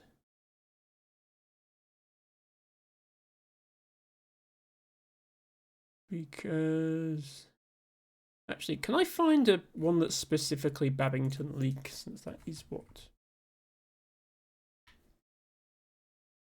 I don't think this one that I've got up on screen is a Babington leek, because Babington leek, yeah, Babington leek does this. Oops, please stay on the right screen. There we go. Babington leek does that, which is a little more fancy. El Tibago says Babington, a small village in Kilmersdon, Somerset, is named after the Babington family, of which Charles Cardell Babington was part of. Okay, so it is the same family. the former owners of Babington House, which is indeed near Kilmersdon in Somerset, and that's the one I was talking about. Yeah, nowadays it's like a venue for stuff. It's funny because there's a public footpath that runs through the grounds. It goes in on one of the old driveways, not the drive. There's like the estate has like entrances on like three sides. That have like grand entrances and then driveways. They only use one of those to get to and from it now. So the footpath goes in on one of these, goes up the driveway, and then goes through the middle of the car park. Obviously, the car park, not an original feature of Babington House. It goes through the car park and then off across a field. And I did once walk across there to do some botany while there was some sort of thing going on. In order to get through the car park to use the footpath, I had to squeeze between a Lamborghini and a Ferrari. There were some very fancy cars parked there. So I don't know who it was or why. Supposedly, famous people get married there and stuff, but I don't know any specifics of who exactly or what qualifies them as famous. Hurricane says waffle is good. Waffles are good too. I'm glad you think waffle is good because I'm still doing it. Raven says you can't take any weapons into markets here. That's a very sensible policy, which annoys a lot of people that spend a fortune on theirs and have to either go lock them in the car and not being allowed inside. I mean, yeah.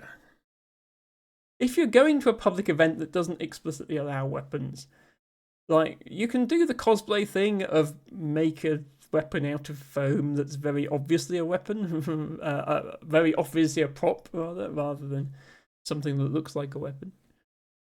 Yes, I'm sure there are events where people can safely share historic weapons with each other, but the middle of a crowded market is probably not the best place for it. El Tibago says, from my understanding, Babington's leek has particularly tall stems. Yes, not an. Sorry, I should have moved this over slightly so you can see the stem as well. Not an official common name. Some people call them sky onions. Okay. I had not heard that name. I'm going to Google sky onion and see what comes up. No, that's not what I wanted, Google.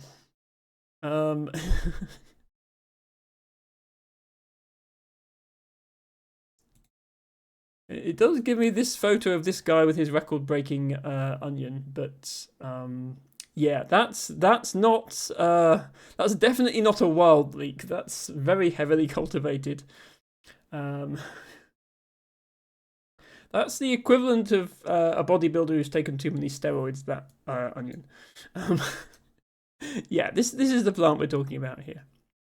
The thing is, they changed the policies, says Raven, but they did not they didn't publicly announce that they changed the policy. Yeah, it does suck when that sort of thing happens. That is a sky onion, to be fair. Yes, because somebody's holding it in the sky. Right, I'm going to read about it. Going to read about the thing. Wild leek.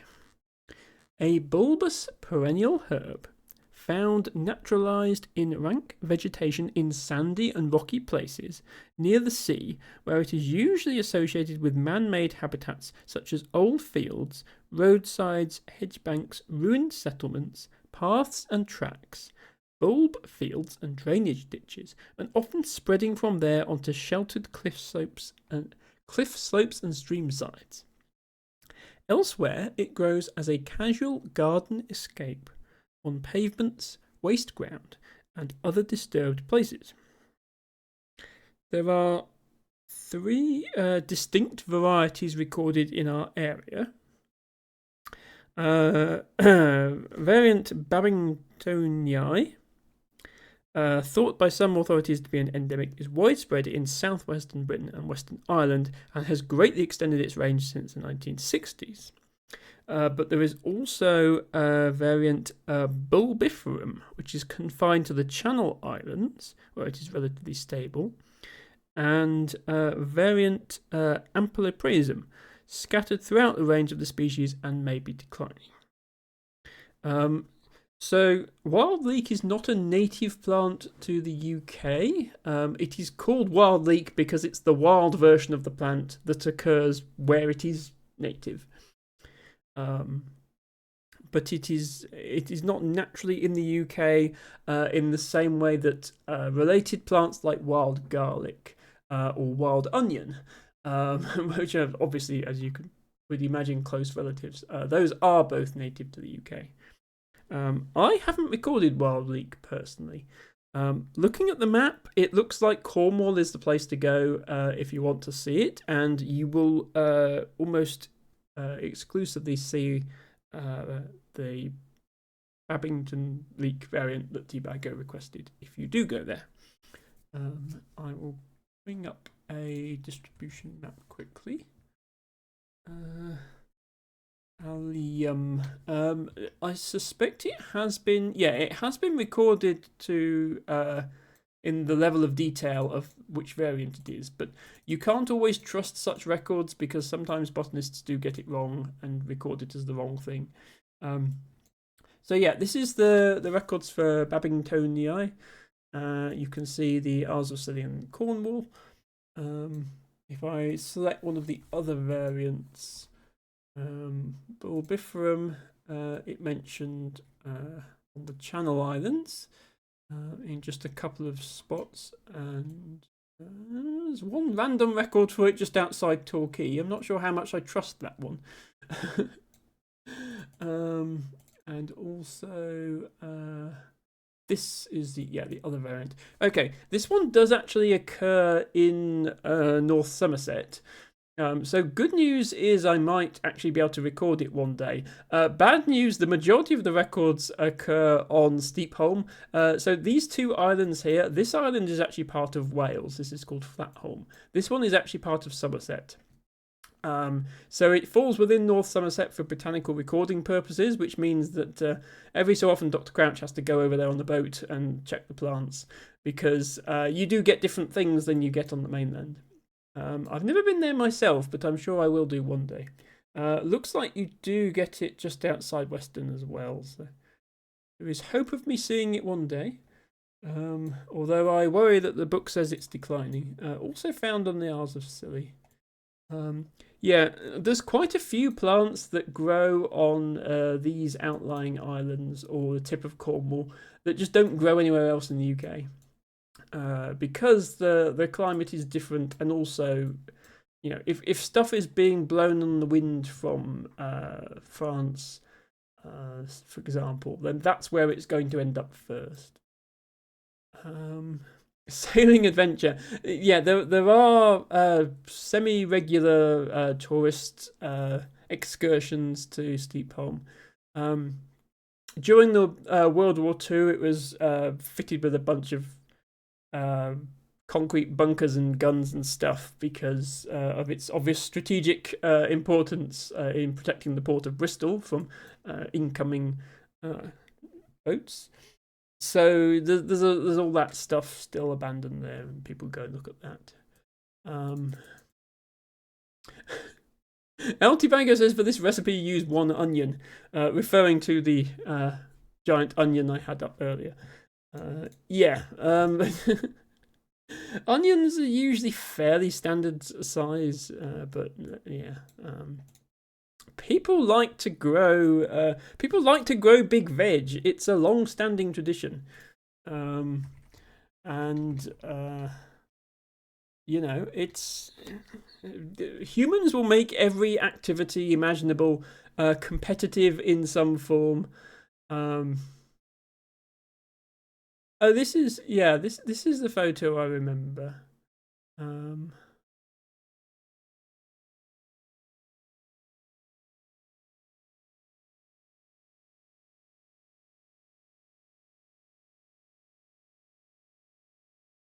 Ignore these other two. Those is just the copy of the image that I found. It's got these two others on. But yeah, the onion guy. He looks so happy with his onion. That's as big as he is. But yeah, people like to grow big vegetables, and the thing is, they don't even taste that good. Like generally, the bigger you make something, the less flavor it has.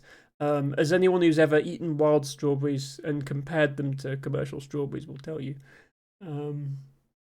So you wouldn't want to eat any of these, but they do be big. People like big vegetables. Tiago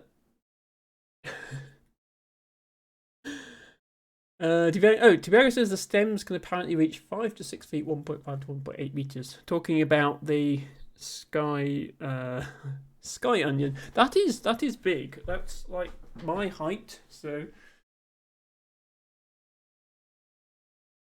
a plant that grows from the floor to here and then has a little flower about that big on top. That is very big.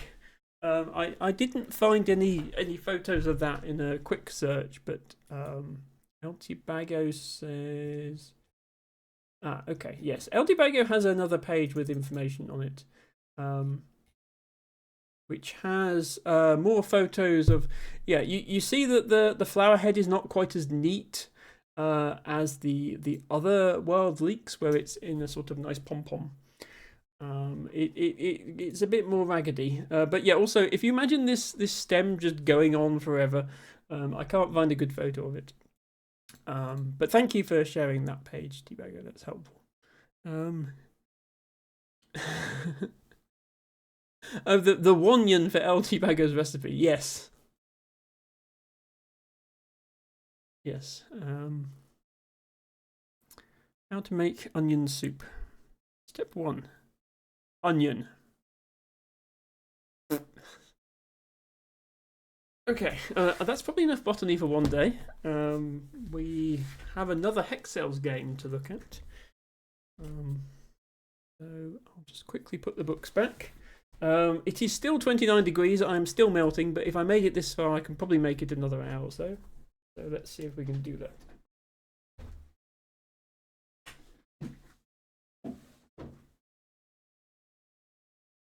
And as I say, I will not be hugging the blowhigh anymore. But blowhigh is here. Blowhigh is watching. Kurjo says, I'm going to head off. I need to get to the shop before it closes. Thank you, Kurjo, for stopping by, and enjoy the rest of your day. And I hope to see you again soon. And, oh, right, I don't actually have any of this set up. Do I? Right, I need to, first of all, launch Hexagons Plus. Then I need to... Actually, I wonder if OBS will work correctly with it.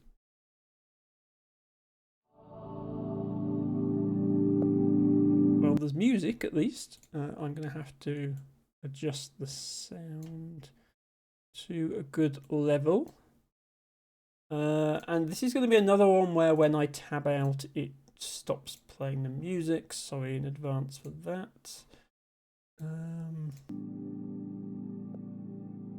think that's a good level for the sound, but as always, let me know if there are any issues. And let me very quickly turn on night mode before I bring the screen up.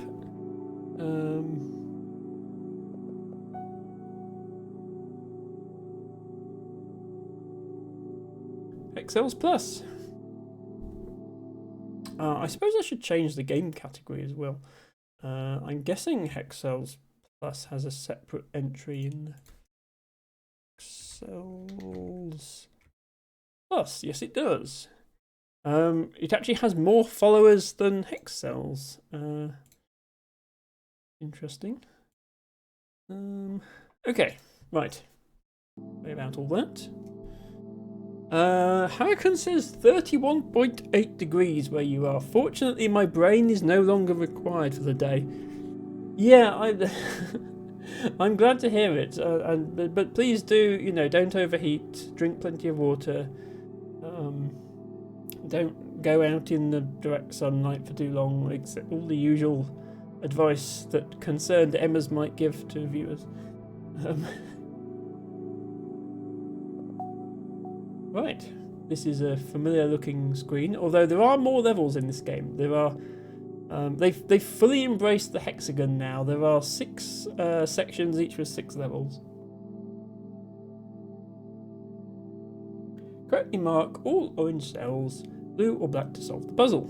A number in the cell tells you how many adjacent cells are blue. Okay, the clicks are set up correctly. I have right click for blue, which is what I expect to have.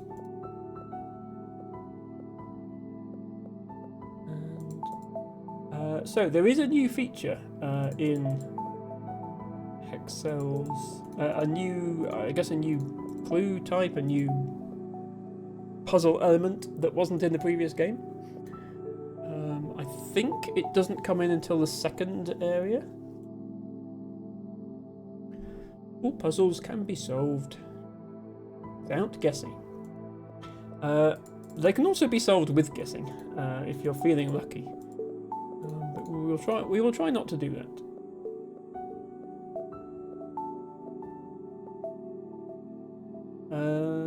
Right, now what? Actual logic required. Yeah, can't be the middle one because then we break something, so it's those 2.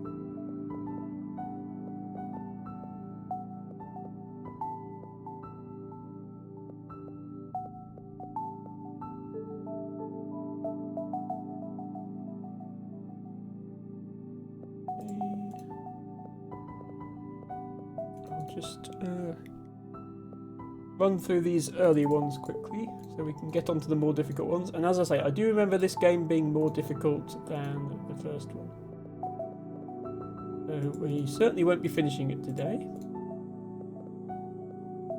But that's okay. Next time I need a chill out stream and I'm not up to doing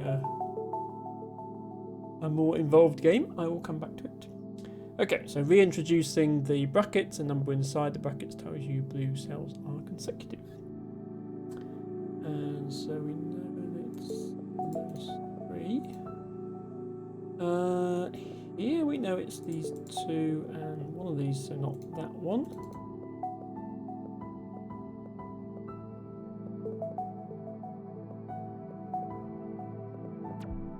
Oops, I misclicked there, sorry. Right, I should only have one mistake, and then it should still give me... Yeah, it still gives me all the things. Okay.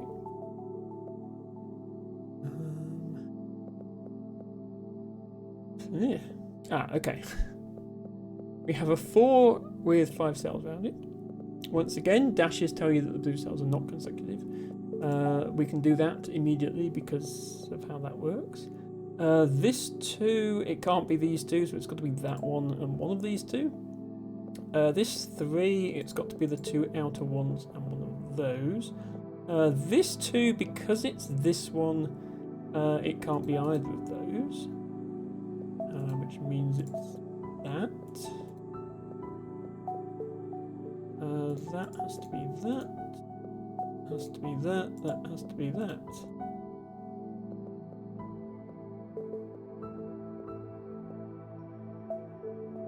Okay.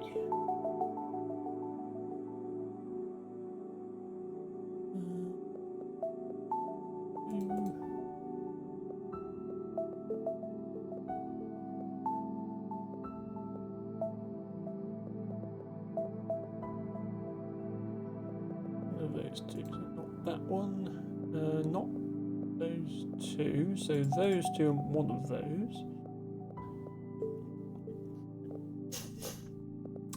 Those 2, that one. The 3 is complete there, so we can do that, we can do that, we can do that. Oh, and one left. They always throw in that one at the end for fun. Okay, we have the column clues back again. A line number tells you the number of blue cells along its line. And we can do this with the guide again if we want to. That's got to be that. You are so quick at this, says Hurricane. These are the easiest levels in this game. Obviously I just did the first game, which itself was an easier game. I will be going a lot slower when we get on to the later levels. It's a bit like Temetsi. I don't know how much of Temetsi you saw, Hurricane, but I think the first stream I got through about the first 40 levels. And then the next stream I only did 10, and then the next stream I tried to do 10 and failed on some of them. And then I gave up because it was getting too hard. I mean, I've done them all before, but too hard for streams. It's a similar difficulty curve with this. It's just the difficulty doesn't get as extreme as Tibetsi. Okay, now this is actually a new thing that they've just introduced and they didn't tell us, but it is the first time it appears. We have a 5 here, and then we have a 2 in the same column. So by doing some quick mental arithmetic, we can work out if there's 2 here and there's 5 in the whole thing, there must be 3 in here. There's only 3 in there, so they must all be blue. So from now on we're going to see header clues sort of be chained together like that. So here there's 4, here there's 5, therefore we know there's 1 out of these 3. This 4 actually only has 4.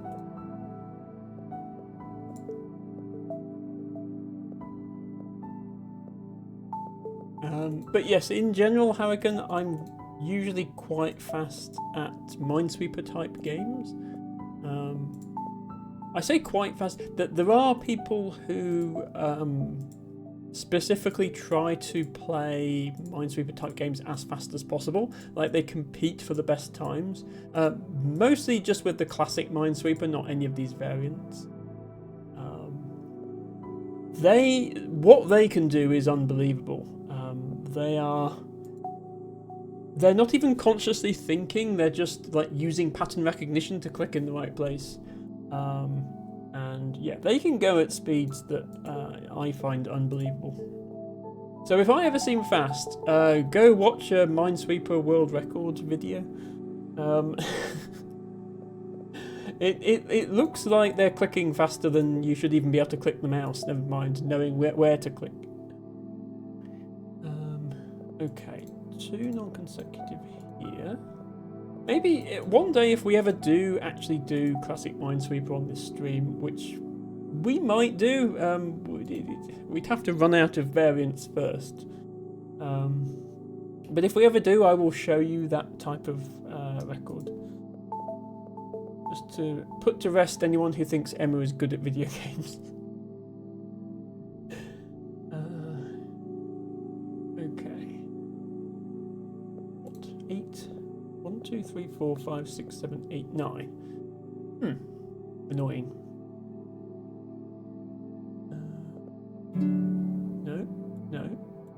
No. Yes. Okay. If you look hard enough, there's always somewhere you can make progress. Hello, Mops Bebop. Thank you for redeeming. Columbine is your flower today. Good to see you.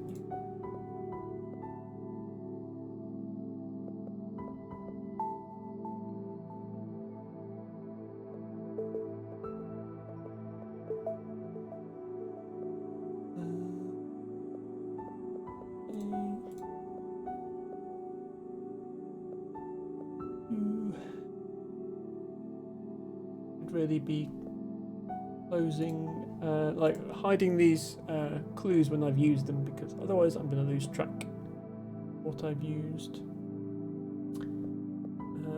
Yeah, like I've actually used that one. There we go.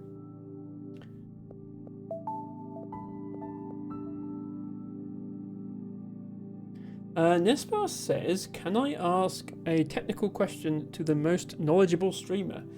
Probably, if you find the most knowledgeable streamer, wherever they are, and ask your question. But if you can't find them, you can ask me.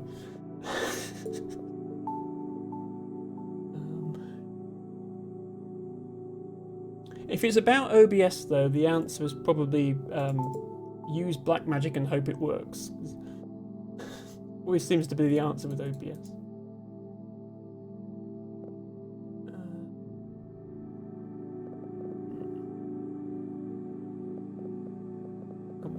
So it's that.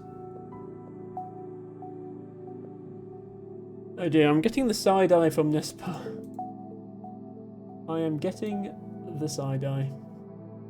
That's what I get for having a side eye emote, I suppose. Okay, yeah, the only possible way this can work is if there's one there and one there. So we can do that.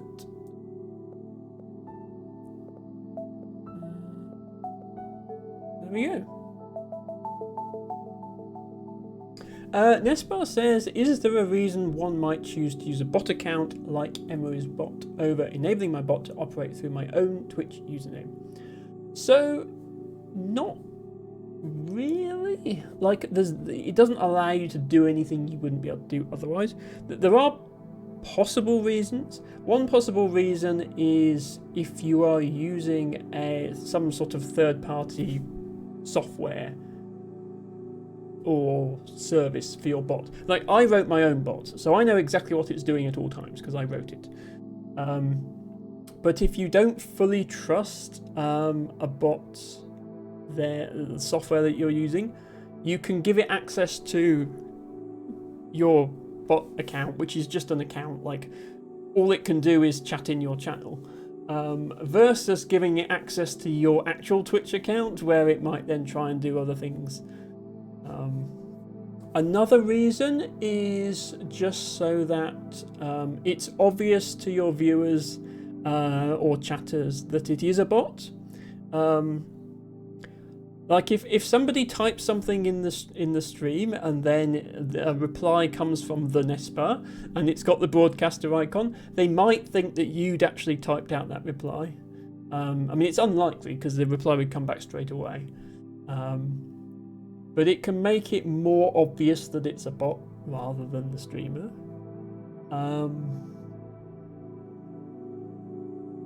Harry says, personally, I have Harry Purple set up and linked with my stream elements. I like to make it obvious that it is a bot.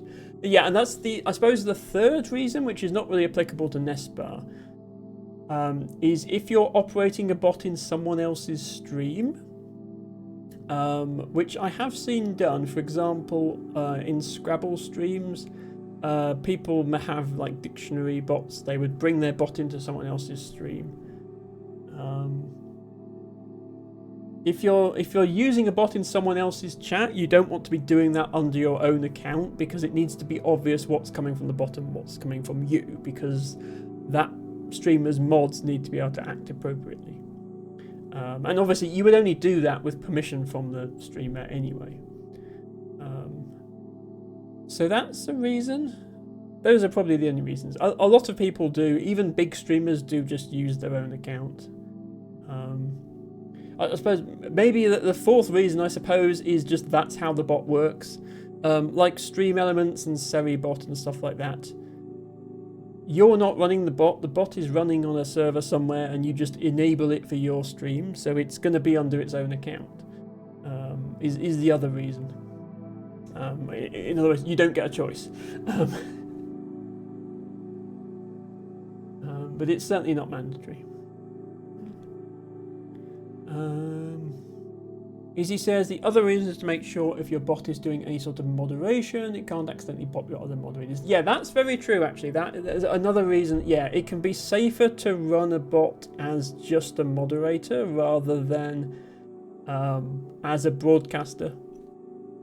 But also, if you're not using it for moderation, you can just run it under an ordinary account. It doesn't have to be a moderator. It can be helpful to make it either a mod or a VIP, because if you don't, then it's subject to the same like anti-spam measures as all other accounts. There's a limit to how fast it can talk, and it also can't say the same thing twice. VIPs and mods bypass that and can say the same thing twice if they want to. It can be useful for, depending on what your bot does, it can be useful for it to be able to repeat a command. But again, you don't have to make it a mod, you could just make it a VIP and it gets the same if you have VIP badges available. This is a very interesting level. There's almost no adjacent cells.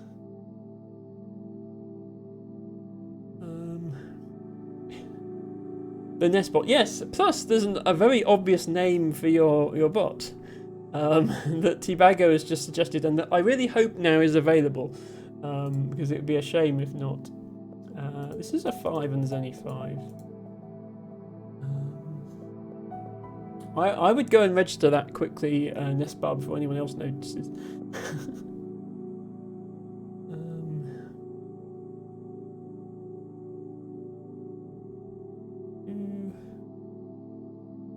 Oh, there. Still only 4 out of 5, 1 out of 3, 1 out of 2. Oh, that's a 3, so that.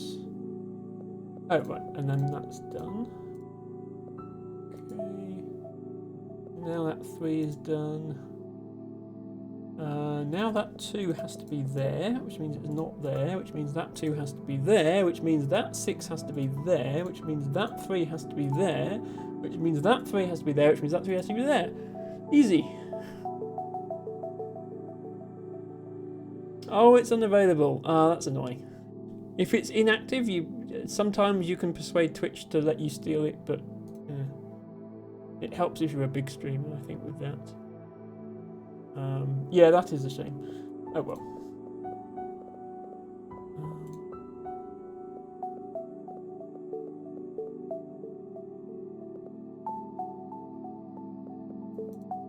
I can always bring EmmaBot into Nestbar's streams if you want some shenanigans. I think I actually did that once, but only as a demo. I didn't leave it in there.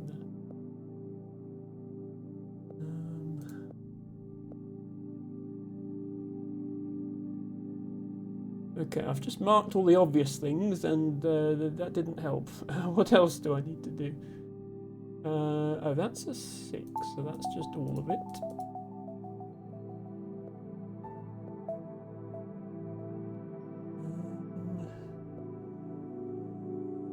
That 5 is only 3 out of 5 at the moment. Oh, that 1 is done. Oops. Misclicked there, sorry about that.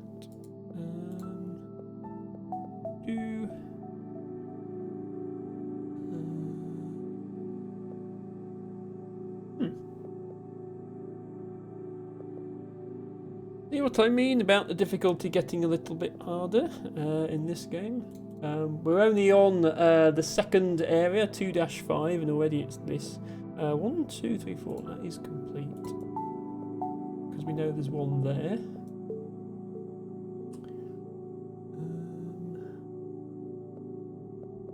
That one's clear because of this consecutive. That's forced by the consecutive thingy. There is that. Or there. Or there.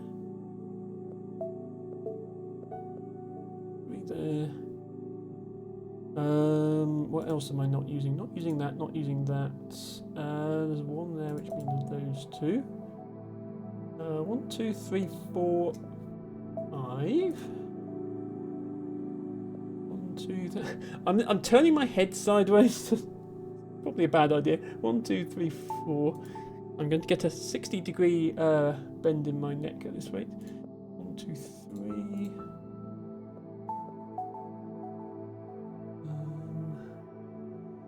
Okay, 2 non-adjacent. That's got to be one of them. That completes that 4, so it looks like that.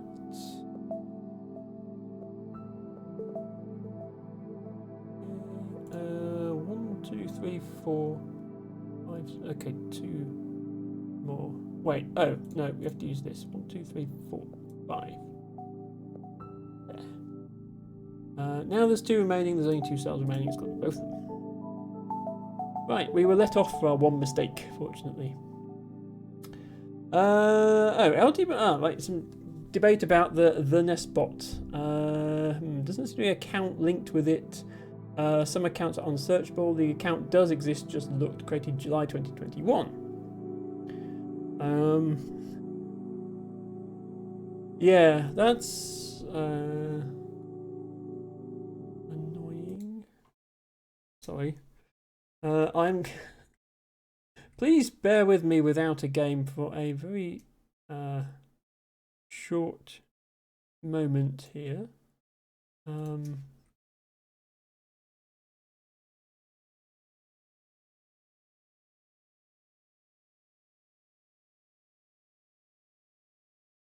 Yeah, the Nesbot, all one word, is taken. The underscore Nesbot is also taken.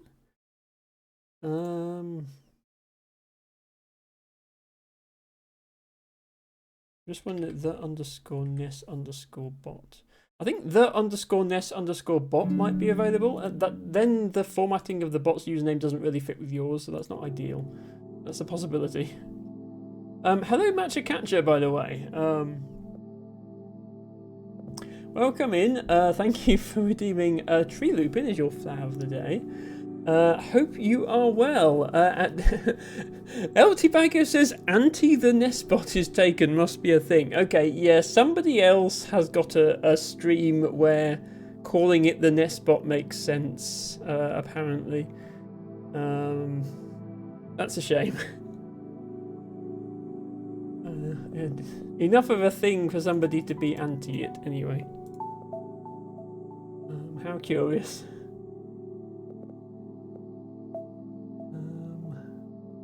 Ooh, 5 not consecutive. 1, 2, 3. Yeah, 5 out of 6 not consecutive, which means the 2 end ones have to be included. So then one of those. 3 consecutive. That doesn't really tell us anything. Right, now what? Oh, 1 here, and it's got to be one of those 2. So none of them.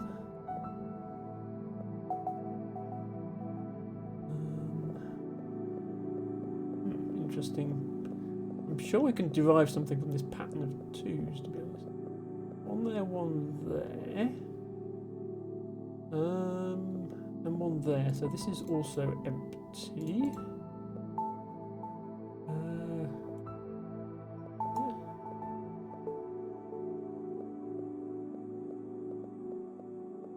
Okay, 4 here, but 3. So this central section has to have 3 blue hexagons. And at no point can it have 2 next to each other. If there was 2 here, it would break this 3. If there was 2 here, it would break this 2. If there's 2 here, it break this 2. 2 here, break this 3. So we're going to get 3 in, and we can't have 2 next to each other. The only way of doing that is like that. So that must be the answer. So now this 5, we've got 1 here. There's only 1 here to complete the 3. 1 here. So 1, 2, 3, and then it's got to be those 2.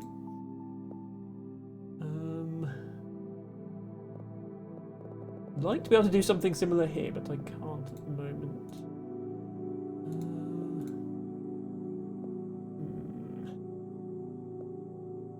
2, 3, 4. Okay, so 1 of these, and then also 1 of those, which makes sense. Then 1 of them. Yeah, 1 of those completes the 3 actually, so those 2 are empty. I suspect that these 2 are both going to be empty because I know the developer of this game likes symmetry, but I'm not going to risk it. I don't want to make assumptions based on symmetry.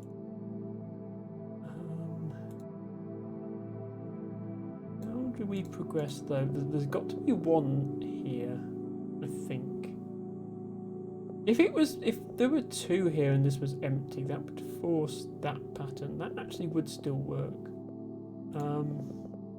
I think it's going to be these 2 4s. I think the same argument is going to apply that we had on this side about having 2 next to each other. Obviously, we have 2 next to each other here, it breaks this 2. If we had 2 next to each other here, it wouldn't break this 2, but I think having 2 here, having these blank, forcing 1 here, would then break this 2. I think it's, yeah, okay. I think it's safe to say that we have to do that again, and that was how we were supposed to proceed. Okay. Izzy the Penguin says, annoyingly, the account Izzy the Penguin, or 1 word, no underscores, is not me, and was created 4 years or so before this. If only I dragged myself out of denial re being trans 4 years sooner. I mean, is he as someone else who transitioned later in life? Not having the Twitch username you want is a fairly minor thing in the scale of things, but yes, it does hurt. But you're here now, which is the important thing.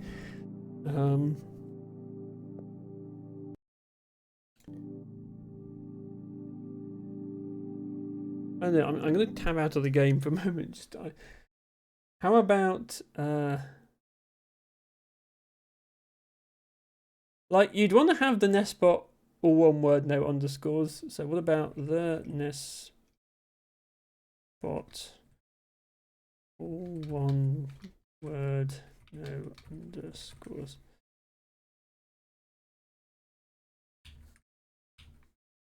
What about that? Is that too long to be a Twitch username?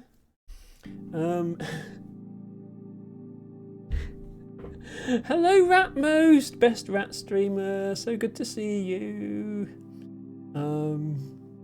If anybody is not following the amazing Ratmost, please do. They are amazing streamer. They have best rat VTuber and best rat streams and cheese to redeem on every stream. And they are amazing and very popular these days as well. I really admire, Ratmost, how fast you have grown your stream and your channel. It is inspirational. Thank you for doing that shout out. Yes, I didn't want to tab out again. Today we are playing a logic game called hexagons. As you know, at most, I'm sure, I am a great fan of the hexagon. Much as we are fans of cheese, we are fans of hexagons too on this channel.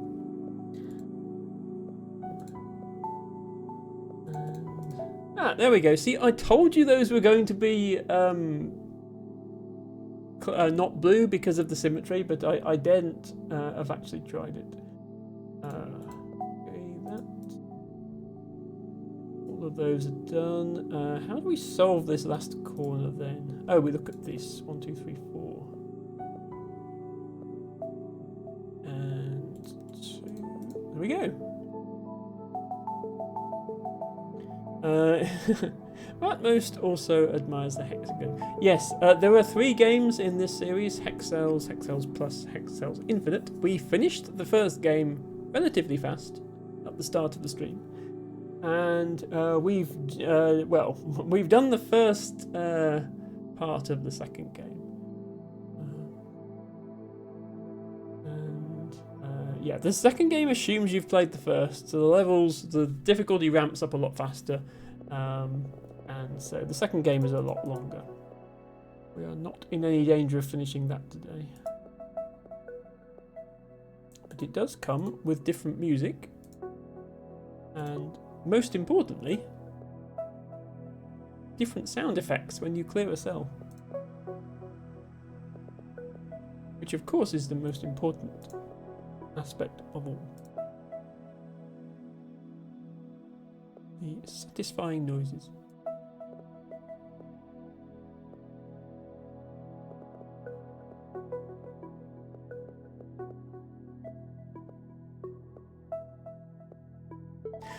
I'm trying to clear the cells rhythmically to make a tune, but seems like a good way to make mistakes, so I probably shouldn't do that.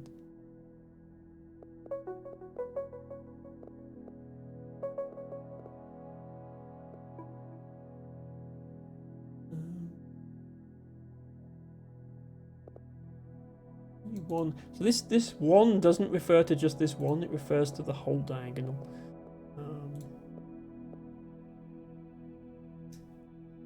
Wait, didn't I do this one already? I did do that one.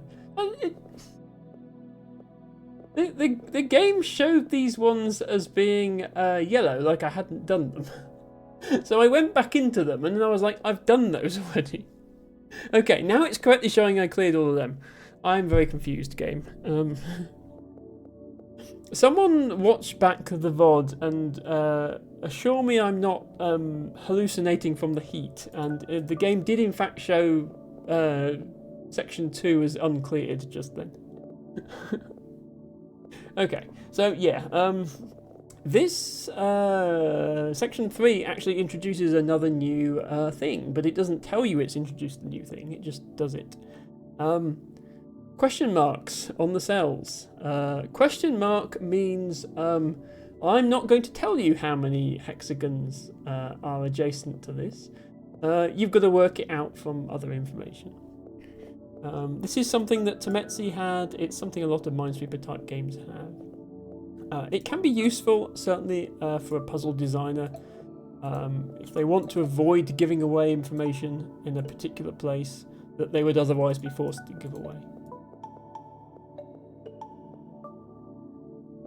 I'm kind of impressed they managed to make the first game without it.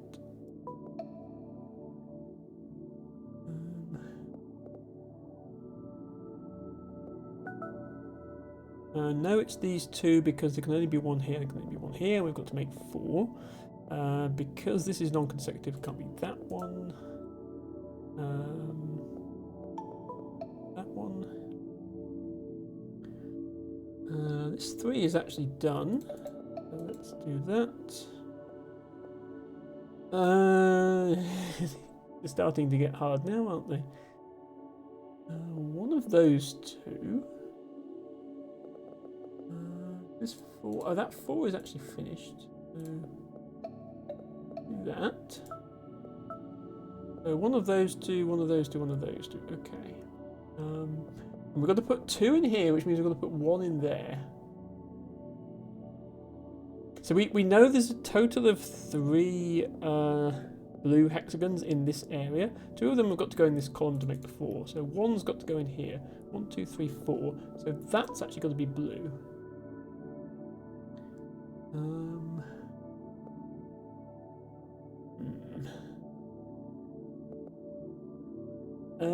Oh, and only one of these can be blue because of this 2. So that's got to be 1. Well, 1 there, 1 there now.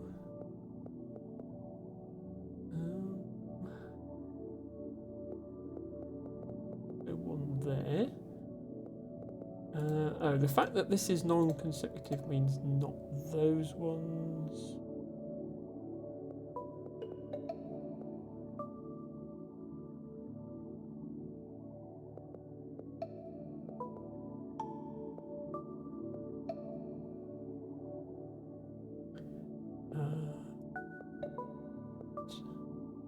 Okay. Emma melt. Emma really melt. Emma still melt. Emma melt. Not really do anything there. That's not helpful. This just tells me there's 1 here. This just tells me there's 1 here. And that just tells me there's 1 here. So where am I missing? What am I missing now?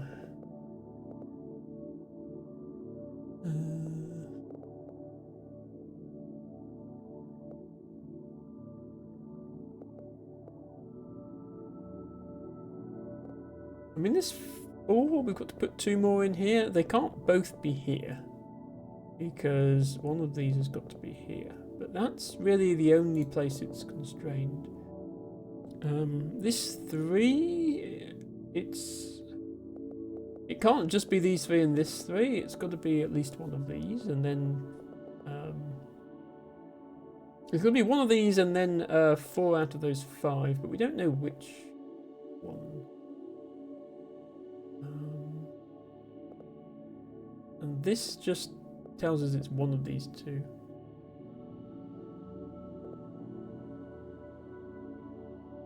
Okay, am I missing something obvious, or am I actually struggling now? If it's this one, then it's this one, and that one. And that's clear, and that's clear. Sadly, this game doesn't have the on-screen drawing tool that Tametsi has. I mean, most of the time you don't need it. This is so peaceful, says Ratmost. That's true. We could just sit here and listen to the ambient music.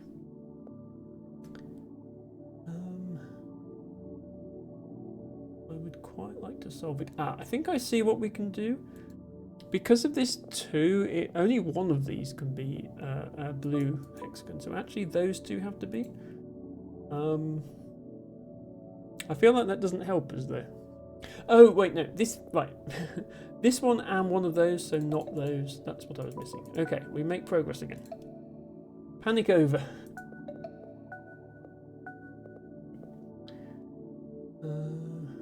Okay, one of those.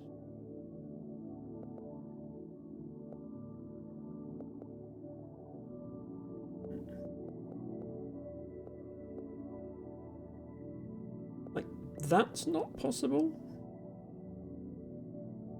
So if it's this one, it would have to be, and yeah, if it's this one, it can't be those 2. It can't be those two, or those 2.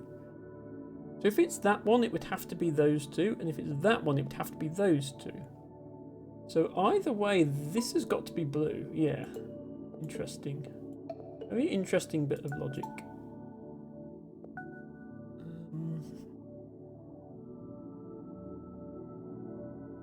How does that help us? Oh, we established there could only be one there, so that is blue, and actually that is clear. Now we're getting somewhere.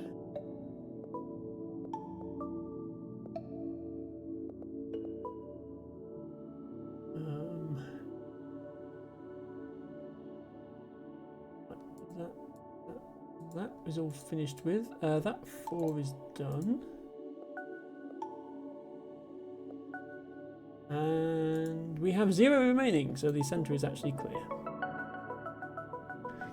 Yes, end panic, resume coziness. So you see, the levels are generally a bit harder than the first game, which is good, you know. If assuming that you play the first game first and work up from there, you would like the difficulty to keep rising. LT Bago says, I was inspired to do a thing, you know, just in case. What were you inspired to do, T-Bago? Do share.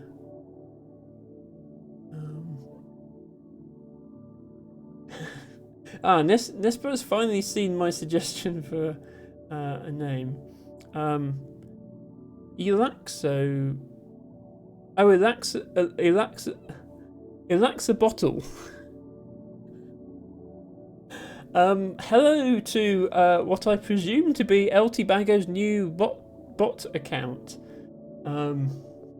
Truly, LT Bago has absolutely everything you could possibly need in order to run a live stream, apart from actually going live. But yes, very wise to take a username if you've thought of it before it gets taken by anyone else. Because if you don't take that unique username when you first think of it, somebody else might take it. And then you'd have to have a silly name like Hazel Azazelzel. Hello, Best Hazel. Who says, hey, are you going to play Hexseed and Super Hexagon? I suppose the stream title is Emma's going to play every Hexagon game. I suppose I wasn't really thinking when I put that title that I was actually going to commit to playing every Hexagon game. It's quite a dangerous commitment to make. Somebody is going to put a game on the Steam store called Haha Hexagons and price it at $999, and then I'd have to buy it.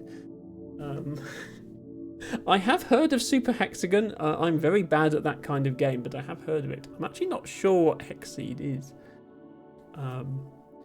But I am a fan of hexagons, you know. It's not just Dorfomantic that I like. So, maybe, Hazel, maybe.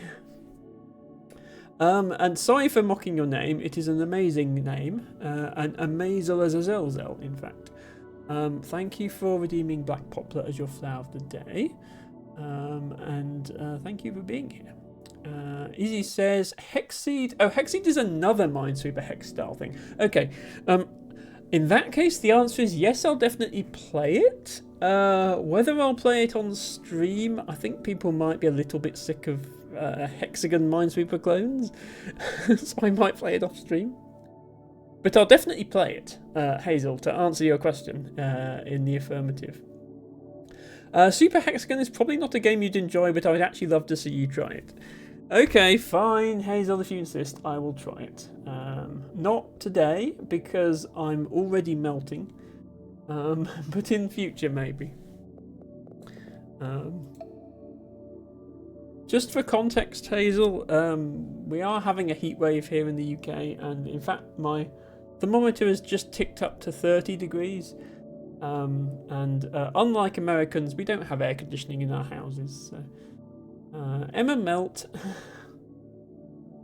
So I decided to pick an easy-ish for me game today to relax with,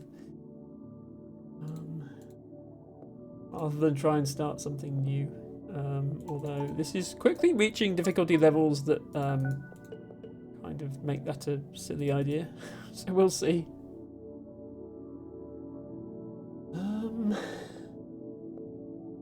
Right, 3 in this column. One's got to be here, one's got to be here.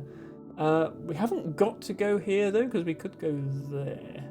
Oh, there's 7. 1, 2, 3, 4, 5, 6. Yeah, we have to go here, so not there. This is also a 7, so we actually have to go there.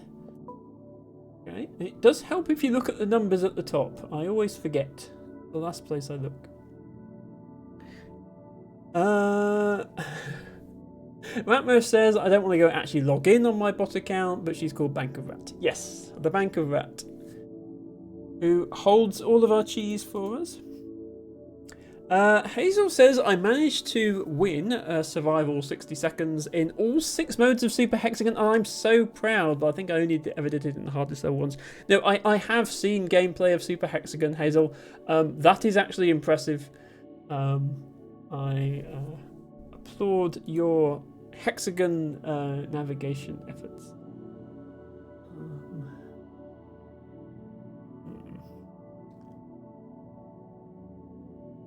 Okay, what am I missing now? One of these and one of these, and also, like, either this one or this one or this one is blue. One of these is blue. That is a 4 out of 6. That's a 2 out of 4. That's a 1 out of 6. Oh, this is done. Okay, that's what I was missing. You have answered your own question, Emma. That is what you were missing.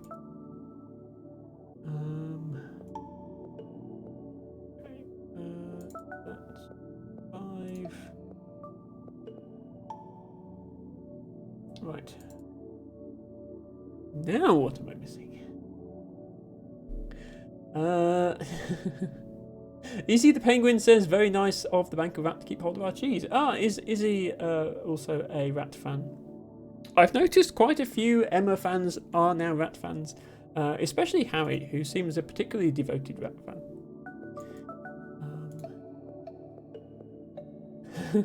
Always using Ratmost emotes in the chat.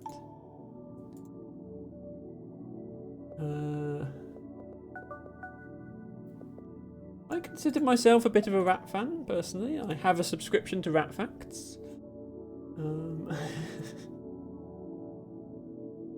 I have, mostly because I can't figure out how to unsubscribe from Rat Facts, but still. I texted stop and they keep coming. I suppose also, T-Bago, if you never end up streaming, you could always offer the axolotl to Cass. Sorry, I had to tab out. Who is also an axolotl. I struggle to make it for a lot of Rat streams, but some of them line up with when I start work. Yes, that is always my problem with Rat streams, Izzy. I did once show up for the annual Rat Awards at about 3 AM because I had an award to collect. But otherwise, yeah, Ratmost tends to be a streamer that I occasionally drop in on when I can't sleep. Like most North American streamers, and I do apologise to them for that. They deserve more of my company, I think.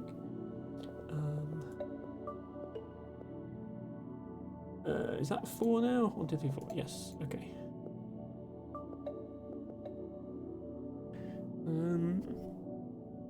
Harry says I enjoy listening at work in the mornings. Yeah, I'm not. I'm usually not up early enough to take full advantage of a morning listen of a Ratmost. I do drop into Ratmost in the morning if they're still live when I'm around. Hazel says I've never seen a Ratmost stream yet, but I love your memes in Emma Discord. Oh well, Hazel, you're an American. You can be online at Rat Time. You should definitely check them out. Thank you for subscribing to Rat Facts Magazine. Unsubscribe. I'm not sure if Cass would like an L axolotl. That's true. I suspect that. I'm sorry. I'm just going to check again.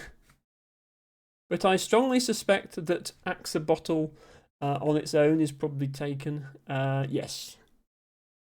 Axolotl is taken with many variants. I'm afraid we were not original with that play on words. There we are, Ratmost. I got you a new follower. Oh, no, I love to shamelessly promote my friends on Twitch. That is part of the experience, I think.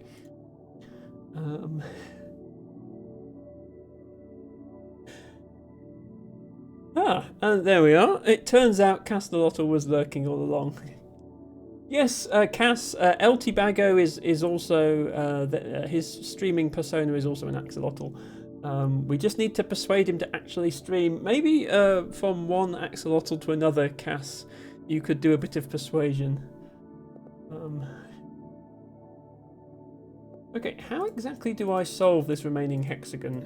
Because none of these clues, like this is saying there's 1 in here, this is saying there's 1 in here, this is saying there's 2 in here, this is saying there's 1 in here, this is saying there's 1 in here. I think I might have to use the remaining number and figure it out that way. So there's 1 here, 2 here, 1 here, and 1 here. So 1, 2, 3, 4, 5. Okay, so then I know that there's also 1 in this column. That doesn't really help though.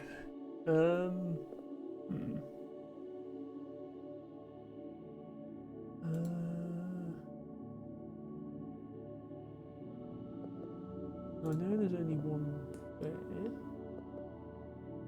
So out of these 3 rows, or diagonals, I guess, out of those there are 4 more cells. 1 here, 1 here, 2 here. 1 of them is in here. So out of all of this there are 3. So the 6 are divided up as 3 in this area, 1 here, 1 here, and 1 here. How do I actually make progress with that?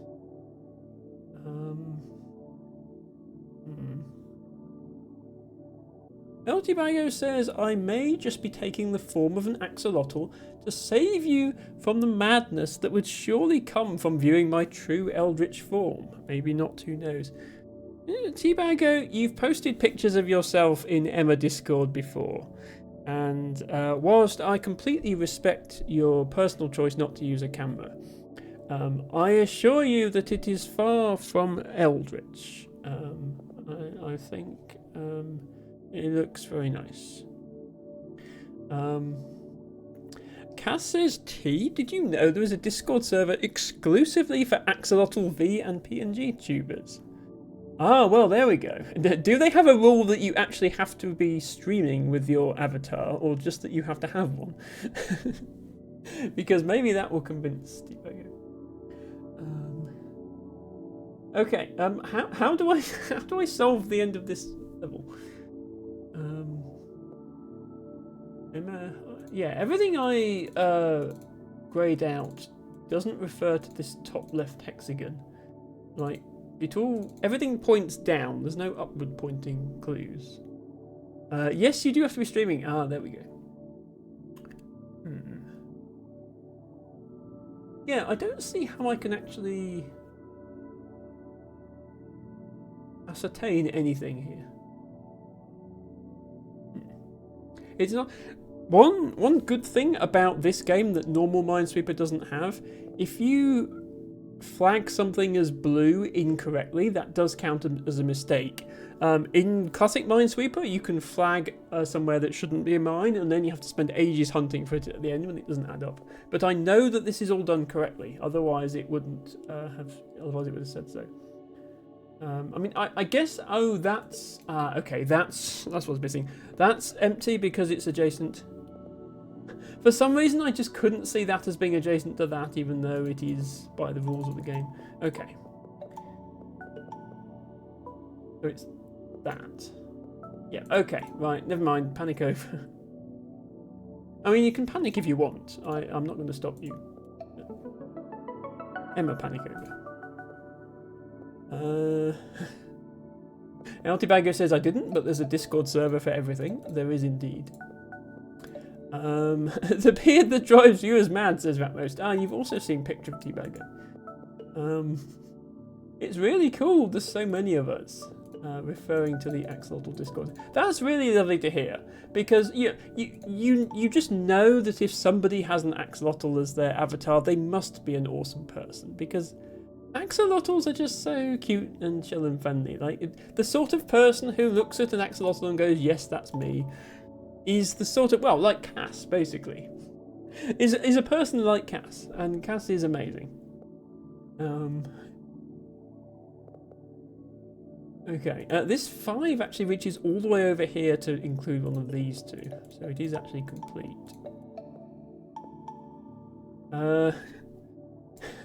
Ratmost says of El Tibago, he was wearing a killer Iron Maiden shirt and looking very dapper.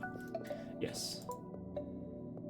These are true facts, said by the rat. They are rat facts, almost.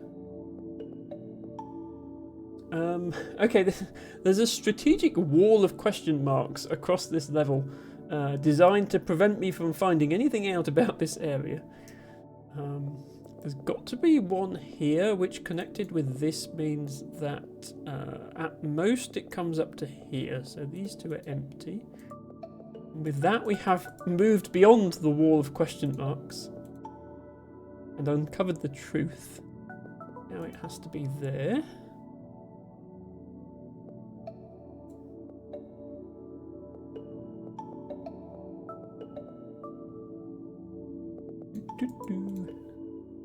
I love these little noises, they never get old. And on this side we have another strategic wall of question marks. Okay, I see what the level designer was doing with this level. So we have to follow the other... So we had to follow this long diagonal to get over here. Now we follow this long diagonal.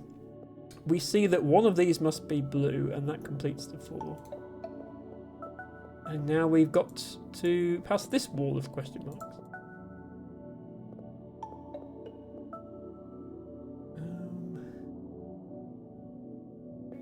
3 there is done. 2 there is done. 3 here is done. And there are 2 remaining. Okay. Ratmus says, my friend Fox keeps axolotls. They seem like friendly little goobers. Ooh, interesting. Okay, starting off with a bunch of zeros. Some of which are more helpful than others. This one lets us do that. This one lets us do that. That's as far as we can go with those.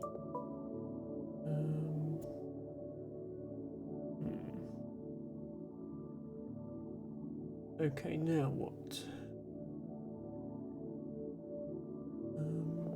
One of those, one of those, one of those. And then we've got some more arithmetic to do. We do 3 minus 1 to see that there's going to be 2 blue hexagons in this section and 1 in here. We can also see that there's 1 in here. We can almost complete this 3, but we can't quite because there could be 1 here and 1 here. We haven't disproven that yet.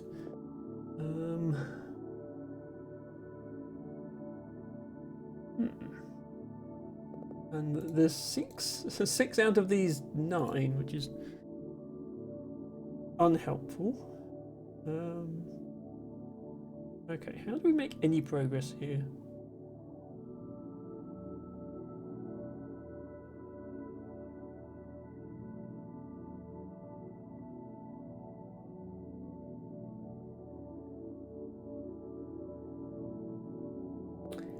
We can't place the outer ones on this 3 because there's 5 now, not 4. So it could be like this one, and this one. Or this one, and this one. Or this one, this one, this one. There's no one cell in here that we can say for sure is definitely blue.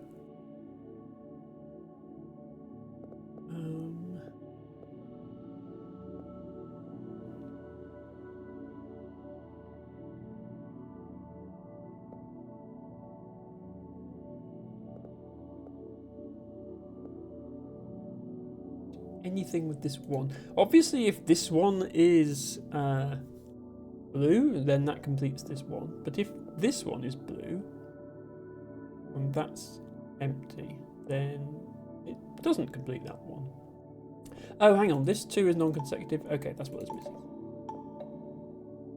Emma, as soon as you see it, it's so obvious, Emma. If only you saw it first, Emma.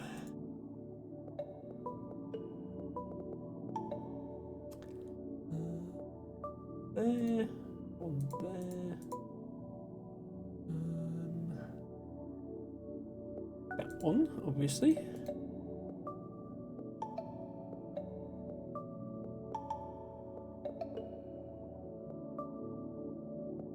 Okay. Those.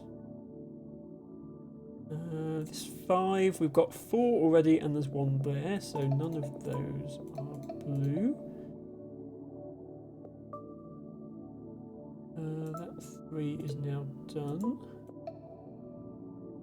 That 1 is now done. That 2 is done.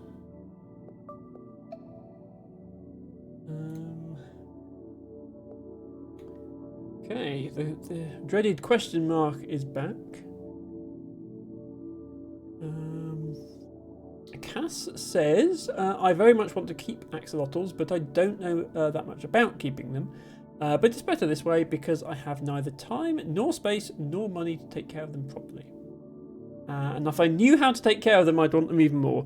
Yes, sadly, Cass, you might have to stick to virtual axolotls. There's one of those things where they look so cute, but then you think, well, yeah, that doesn't mean they're not a lot of work to look after properly. So I get what you mean. I don't have pets. For me, worrying about plants is more than enough hassle without having them move around. These plants stay in the same place usually, although they do like to spread. They don't try and jump out your window, unlike certain animals. That 4 is actually done. 3. Okay, still need 1 of those. We don't know which one. That's done. That's done. This is now done. 1, 2, 3, 4, 5. So 1 of those. It's going to be that one. That's done. That's done. How are we going to figure out these 2? Oh, with these. Okay. 1, 2, 3, 4, 5. That one. There we go.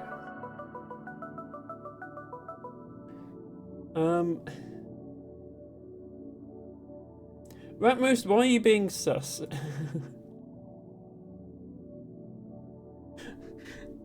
Did you see an Among Us figure in the puzzle or something?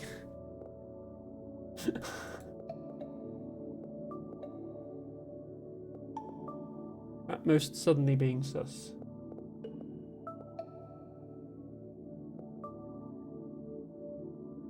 Oh, the question mark. Oh, I see. Yes, well, you know. It's annoying because you think, oh, I've just revealed some cells, now I can solve the puzzle, and then it turns out that actually those cells were not helpful at all. By the way, here I had to use arithmetic again to derive that there are 2 cells in here and 2 in here that are blue. I've done that. For these, though, we don't get any such hint. This looks rather like a snake, but it looks like a 4-eyed snake at the moment, which is a terrifying prospect.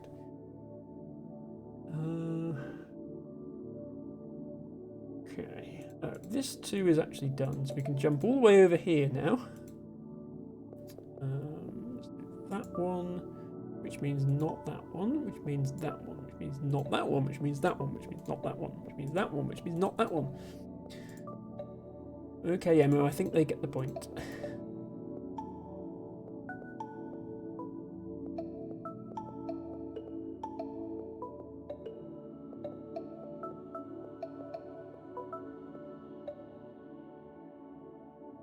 Okay.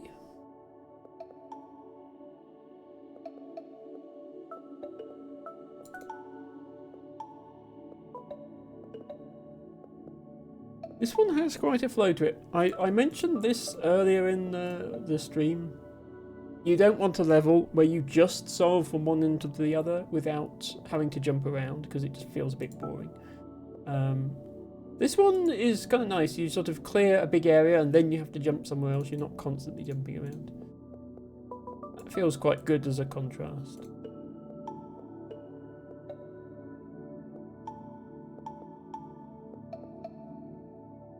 Mirrored G. Yes, it does look a bit like that. Yes, Ratmost contemplating emotes with which to dread the question. No, I understand what you mean, Ratmost, it's fine.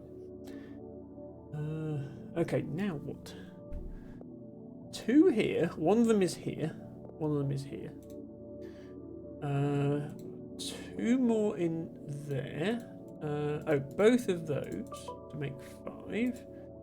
1 more in there. 1, 2, 3, 4. Yeah, okay, so 2 more in here. These 5s are interesting. If it's 5, then it's saying there's only 1 gap that isn't blue around the whole thing. Yeah, okay, so it could be those 2 and not that one, so it doesn't necessarily mean there's a gap. Oh, this 7 is interesting. Yeah, because there's 2, so actually all of these are blue. And then 2 of those again. Okay, so the gap definitely isn't in the middle. We can see that.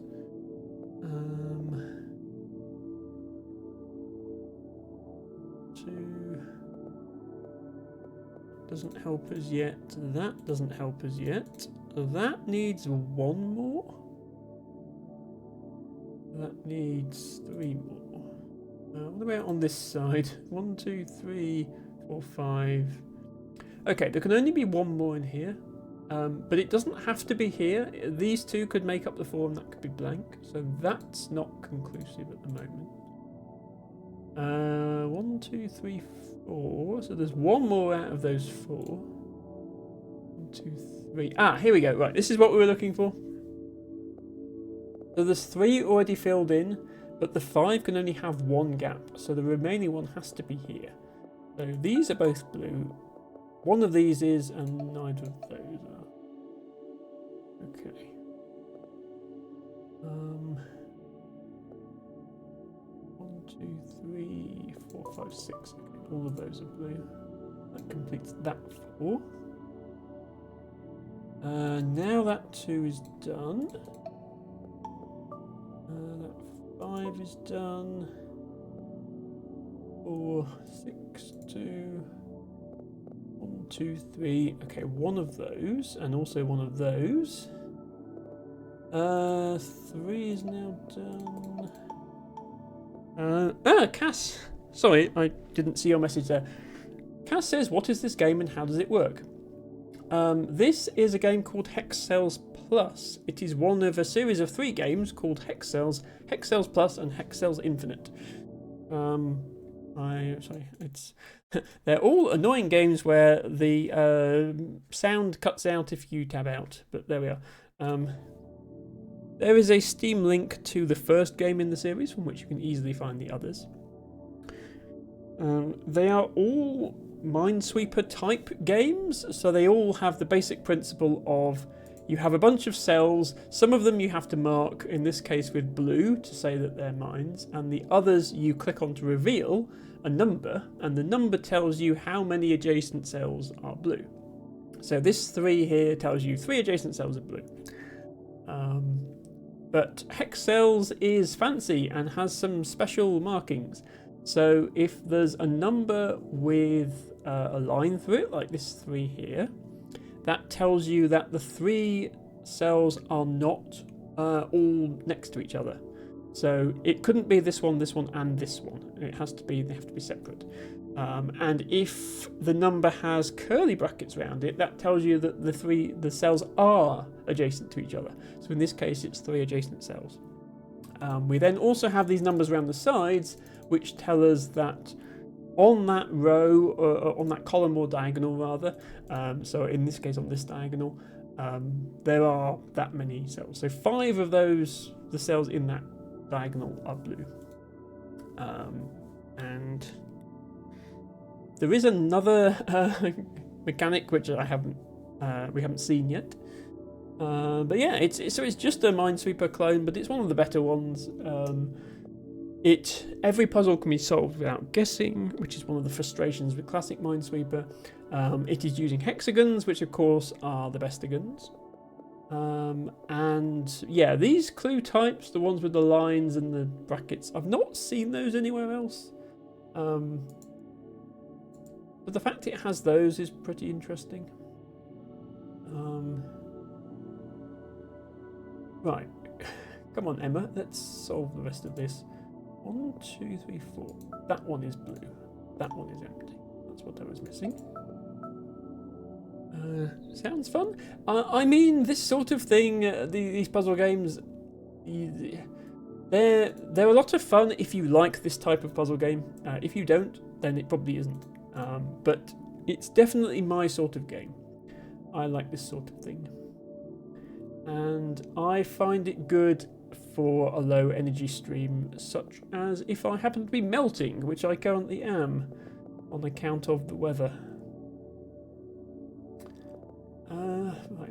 How can I prove which 2 of these are included and which aren't, or can't I? I don't want to waste time trying to prove something that I'm actually not supposed to be trying to prove yet. 2, 3, 4, 5, 6. Okay, yeah, so 1, 2, 3, 4, 5, yeah. Those can all be cleared. Oh, that gives us that one, actually. That's probably what I was missing.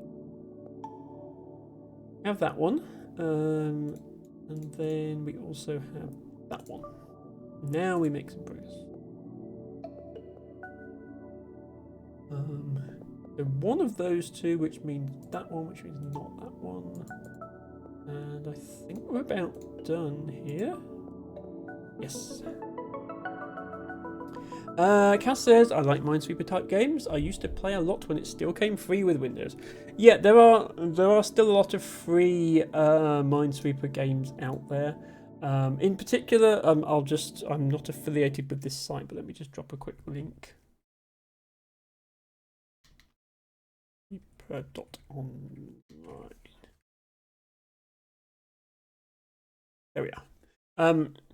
If you ever want to play classic Minesweeper as shipped with Windows 95 and a bunch of custom board sizes and stuff like that, that website is completely free. You can do it there. Hurricane, yes, you sneezed while saying my name. Bless you indeed. Yeah, but yeah, for classic Minesweeper, that site has leaderboards and stuff like that. You can watch in disbelief at how good people are at that game. But I prefer things. I prefer puzzles that like handmade puzzles where somebody's thought through how to make a satisfying puzzle, rather than randomly generated puzzles that a lot of the time are frustrating, require you to guess and stuff like that, which Minesweeper, classic Minesweeper does. This is a very interesting puzzle. At first glance, I have no idea what to do here.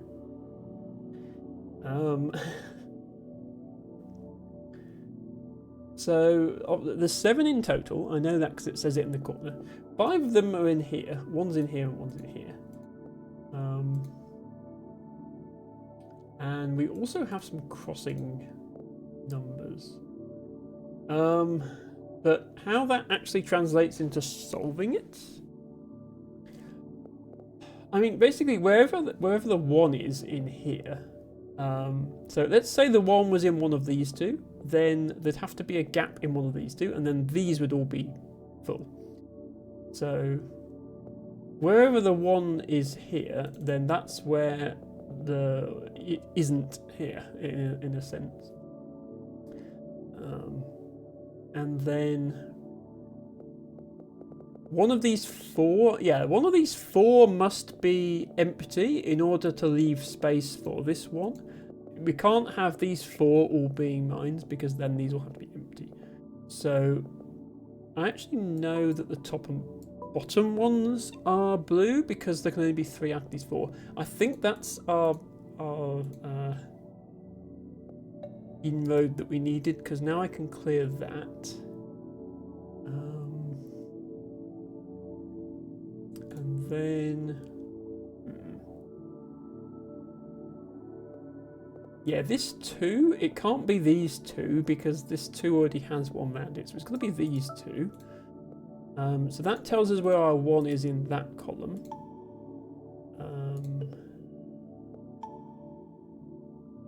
And then, yeah, I mean, this 2 tells us both of these, that's clear, and then we get that. Yeah, there we go. So small puzzle, but still tricky. And we are halfway done with Excels Plus. We've got a little bit more time before I have to end stream, so we'll keep going. Maybe do a couple of the next section. Right, here we are. Yes, so this is the final mechanic of hex cells. This also makes an appearance in Hex Cells Infinite. A number in a blue cell tells you how many other blue cells are in a 2-hex radius. You can left-click to open a guide and right-click to mark as complete.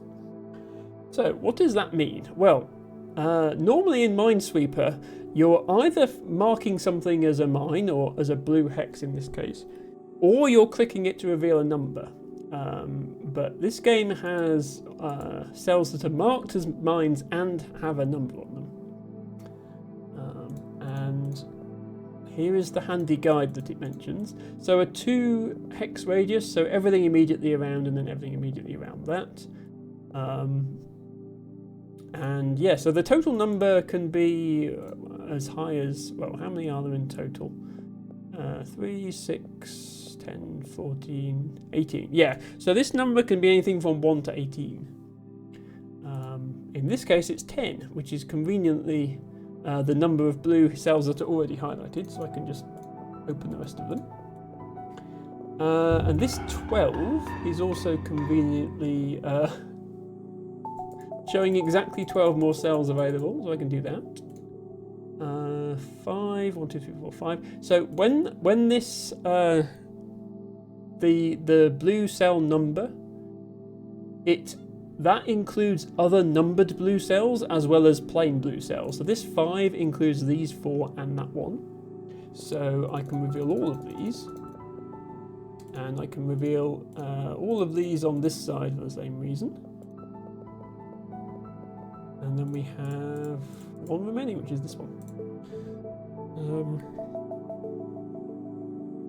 So this new mechanic will get used to great effect in the puzzles from now on, in addition to all the other things we've seen. That's like Minesweeper plus Sniper Elite, says Talon. Sarah Star says, thank you for top meme and clip action, friends. And Harrigan's brain is melting. I don't know how warm it is where you are, Harrigan, but it's 30 degrees here, so Emma's brain is melting anyway, even without this game. And that is a very timely drink water redeem. I'm completely out of water. I'm going to go get some more, though. I really need it today.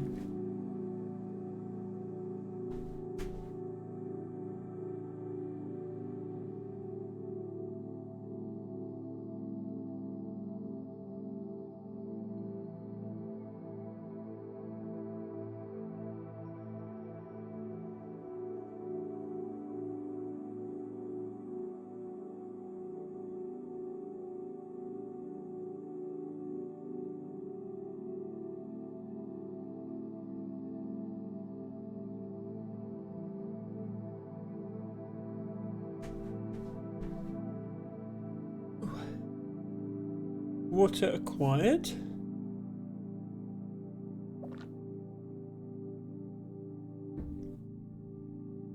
Oh, thank you for that redeem. Talon says, but the 5 does not include itself. Yes, it's how many other cells in the 2-cell radius. So in the case of this 3, 3 out of these 5 are going to be blue. It doesn't include the cell itself. That is correct. Okay, let's see how many of these we can get done. Okay, this 2 is actually just that. I'm hoping this one's going to be relatively simple because it should just be an introduction to this new concept. Yeah, so this 2 is telling us because these 2 are blue, these 2 are not blue. You can also, like, you can right click on a column header, you can right click on this to say, I don't need that anymore because I've already solved that area.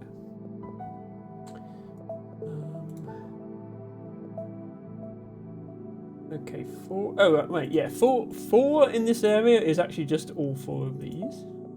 That was easy. 4. So for the purpose of these black clues, these blue cells with numbers do count as blue cells. So you see this 4. This is these 4, so I can reveal this one. 3, so both of those. 3. Okay. Question mark, question mark. So it's either this one or this one, depending on whether the 8 is already full. 1, 2, 3, 4, 5, 6, 7. Well, it's not already full. It's that, and then not that one.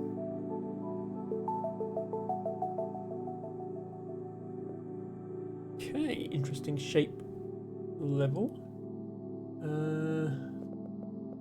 Okay, thing at the bottom here with this 4, those 2 are definitely in. And then we know that one of these is part of this 4, we just don't know which one. And that will complete the 3, that will make 3 other blue cells. So these ones are all empty.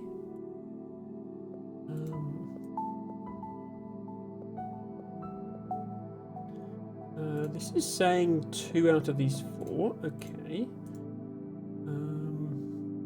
This 3, it can't be these 3 because it would be continuous, and it can't be those 3.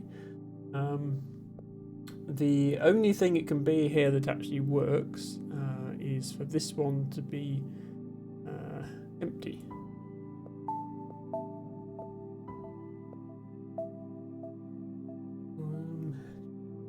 We have a 3, we have 1, 2, and then 1 more to complete the 3, so these 2 are empty.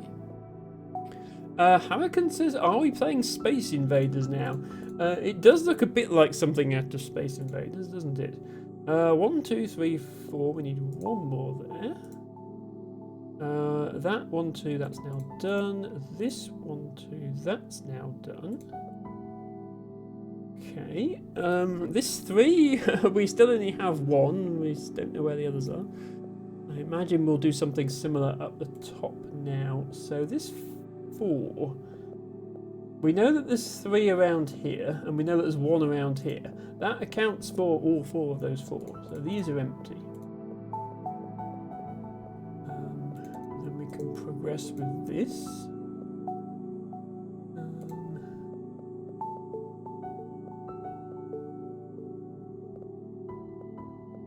Okay.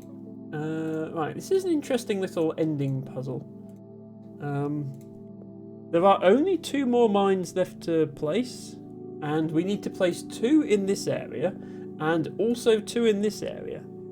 But we can only place 2 in total, so the only way to do that is to place them both here. Cass says, what do the question marks mean? So if you see a question mark on a cell, that just means don't know. I'm not going to tell you how many blue hexagons are adjacent. So it's the developer's way of saying, well, if I told you the answer to this, it would be too obvious. Because now that I've solved this top bit, I know that there's nothing here. But if this had just said 0, then I'd have known already. So in order to make the puzzle better, sometimes they'll intentionally not give you full information, which is fine. That's just good puzzle design. Okay, wow, lots of blue hexes. Interesting to note, by the way, you don't know that there's a number on the hex until you've marked it as blue. Before I marked this as blue, it didn't have a number on it. 1, 2, 3, 4, so 1 more there, 3 there. Yeah, these question marks, it's basically, well, if I told you this number, you'd be able to work out what was here. But I don't want you to know what's there. I want you to work out what's there by using the new, these things, because those are new and exciting at this point in the game. So those are empty.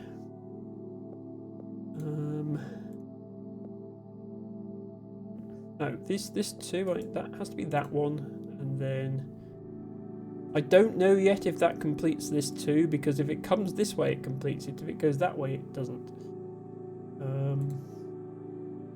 This 3, there has to be 1 there and then 1 there. So this 6, now we're counting 1, 2, 3, 4, 5, and then there's definitely a 6th one there. That's all 6 of that 6, so that's completed. This 6, we've got 1, 2, 3, 4, 5, 6. It's already done. These are not blue. Now we know that that one has to be blue to make up that 2. Now this 5, we know that one, and 1, 2, 3, 4, 5. This 3, 1, 2, and then 1 of those. This is really not telling us anything. We already knew it was one of those because of this 3, so this clue is actually completely useless. This 5, there's 1 here, and this one, but that just tells us there's 3 out of these 6. We probably need to come over here now. Only 1 in this area. It's got to be adjacent to this one, so none of these. And then we can solve all of this. 3 in this area, 1 there. 1 of them has to be here, so that has to be 1. And then this 2, 1 there and 1 there, so none of these ones.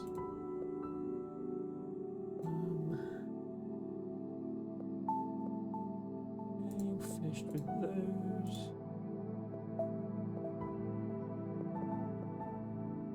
Ooh, dreaded wall of question marks again. 3 out of these. 1, 2, 3. Not that one. 2 out of these. 1, 2, not those ones. Non-adjacent here, so that must be 1.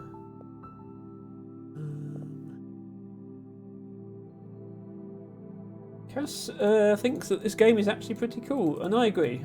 As I've said, it's got some fairly unique mechanics to it.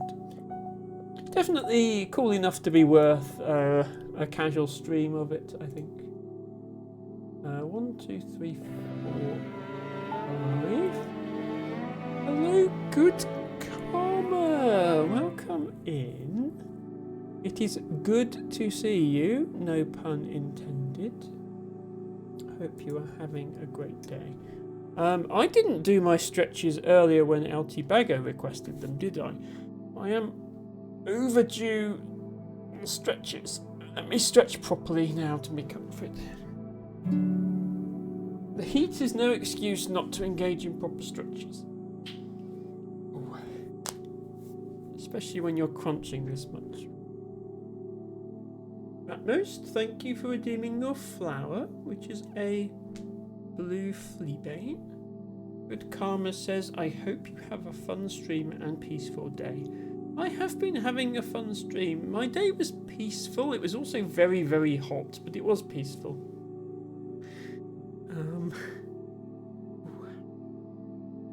And we have been streaming Hexels, and we've been doing alright at it. We've probably only got another 10 minutes or so in the stream before we end, but at least I got my stretches in. It's very important to stretch. It goes for everybody, not just streamers. Ooh.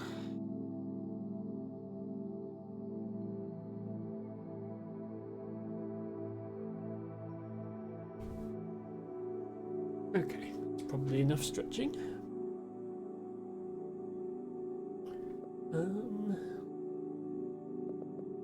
Where were we? Counting to 5, I think. No, we did count to 5 already, and we know that there's one there. Okay, this is also 5. 1, 2, 3. No, there's 2 more here. 1, 2, 3, 4, 5. So all of these are. Oh, mind, I can't count. 1, 2, 3, 4. Oh no! Oh, I wasn't counting this as being adjacent to the 1. Emmy, you idiot. Okay. I counted to 5 correctly, I just counted the wrong things. That was actually slightly easier than I was making it out to be. There we go. Okay, and then... I don't know why it's giving us numbers here, because we don't even need them. There we go. Okay, if you only make one mistake, it doesn't count. I did mention the game gives you slightly more information than you need. I think that level went particularly hard on the blue cells with numbers because they're such a new thing still. I'm grateful to catch a bit of the stream, says Good Karma. I am grateful that you were here because you are amazing, and don't forget that. E___dub. Hello, welcome in, good to see you. LT Bago says, do I need to post the I can only count to 4 video? Now, come on, T-Bago. I can count much higher than 4. I can count as high as 7, would you believe? 1?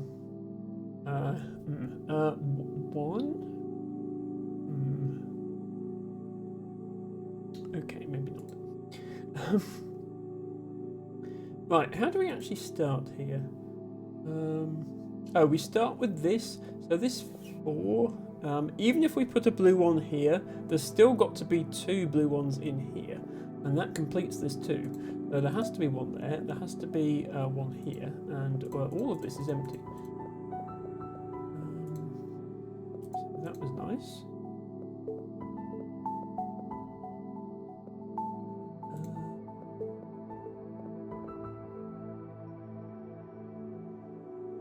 Edub says, is this like Sudoku Minesweeper? It's definitely more like Minesweeper than Sudoku.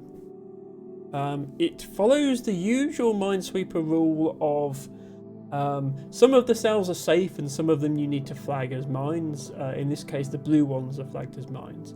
And the numbers on the cells tell you how many mines are adjacent. So this 3 says that there's 3 blue cells adjacent.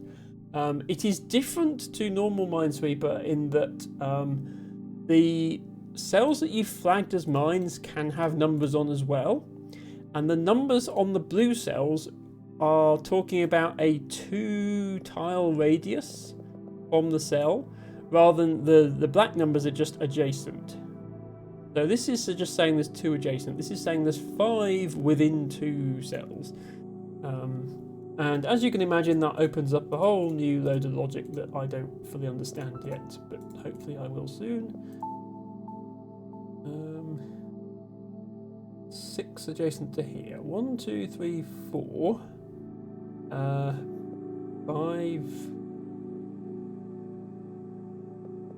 6. So this has to be blue. That didn't help us very much. 5 adjacent to here. 1, 2. Oh, no, never mind. Just these two. Right, there we are. 1, 2, 3, 4, 5, and then these are empty. Oh, I've done it again. Emma, you keep doing this. I keep not counting the 5 when I'm counting the 1 because I don't count the 5 when I'm counting the 5. Right. The fact that this number doesn't include itself, even though it's on a blue cell, keeps tripping me up, I think. I'll get used to it soon, don't worry. 1, 2, 3, 4, 5. That one. 1, 2, 3, 4. No, I can't do anything there.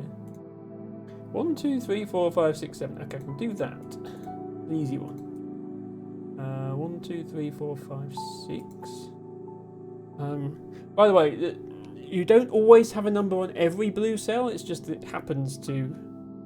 This level happens to have a lot of blue cells with numbers on. Edub says counting to 20 is easy, but then I run out of fingers and toes. Cass says, as a crocheter, I must admit I cannot count to save my life or my projects. Oh no! Oh, but the crochets, they're so cute. Yes, Cass, you and Alice make the absolute cutest crochets. I will just say that. Oh, good karma. Thank you so much for redeeming your first ever flower. Yes, for anybody who's not redeemed a flower before.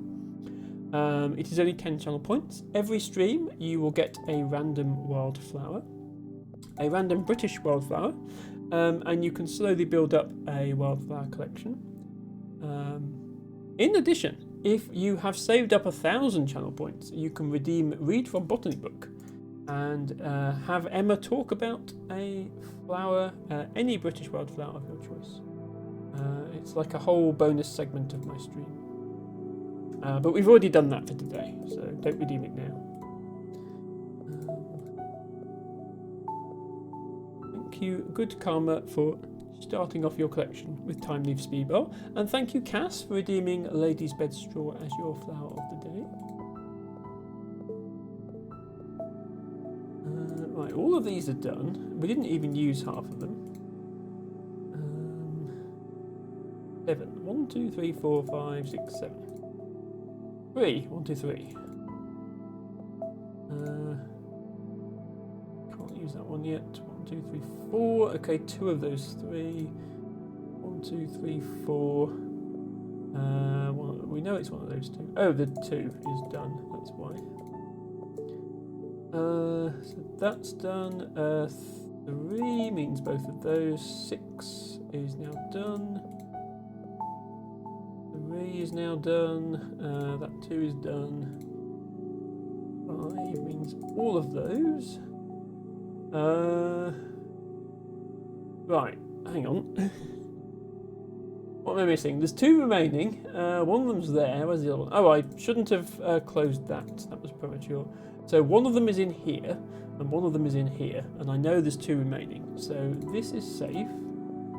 And this is also safe. Hooray. Edub says, I'm guessing flowers are struggling a bit this year, never known it so dry. Yes, this is one of the driest years on record in the UK. We got the spring flowers more or less as usual despite the dry spring. However, in much of the country, everything is looking very dead now. All the grass has gone brown and so on. It is a shame. I can still botanise, like, scientifically speaking, as a botanist, you can still do your job because you can identify the dead plants. But it is a bit depressing to see everything so dead. The northwest is still remarkably green because we had 2 weeks of very wet and windy weather when the rest of the country was having a heat wave. However, even there, the reservoirs are below normal levels and it's officially in a drought. So the rest of the country must be really struggling. Eltivago says I was going to redeem it because you can't tell me what to do, but it seems I can tell you what to do. I mean, well, I can tell you what to do. You don't have to obey me, but then the mods don't have to not ban you. It's kind of, yeah, you're free to do what you like, but so is Harry, so I don't know. I don't care. Hurricane says, does found but dead still count as present? I mean, no, if the plant is completely dead, then no. As in if it's permanently dead. If it has clearly flowered this year and then died back, then you count it because it flowered this year. You don't count last year's dead stalks. If sometimes in the spring you've still got dead stalks from last year, you wouldn't generally count those.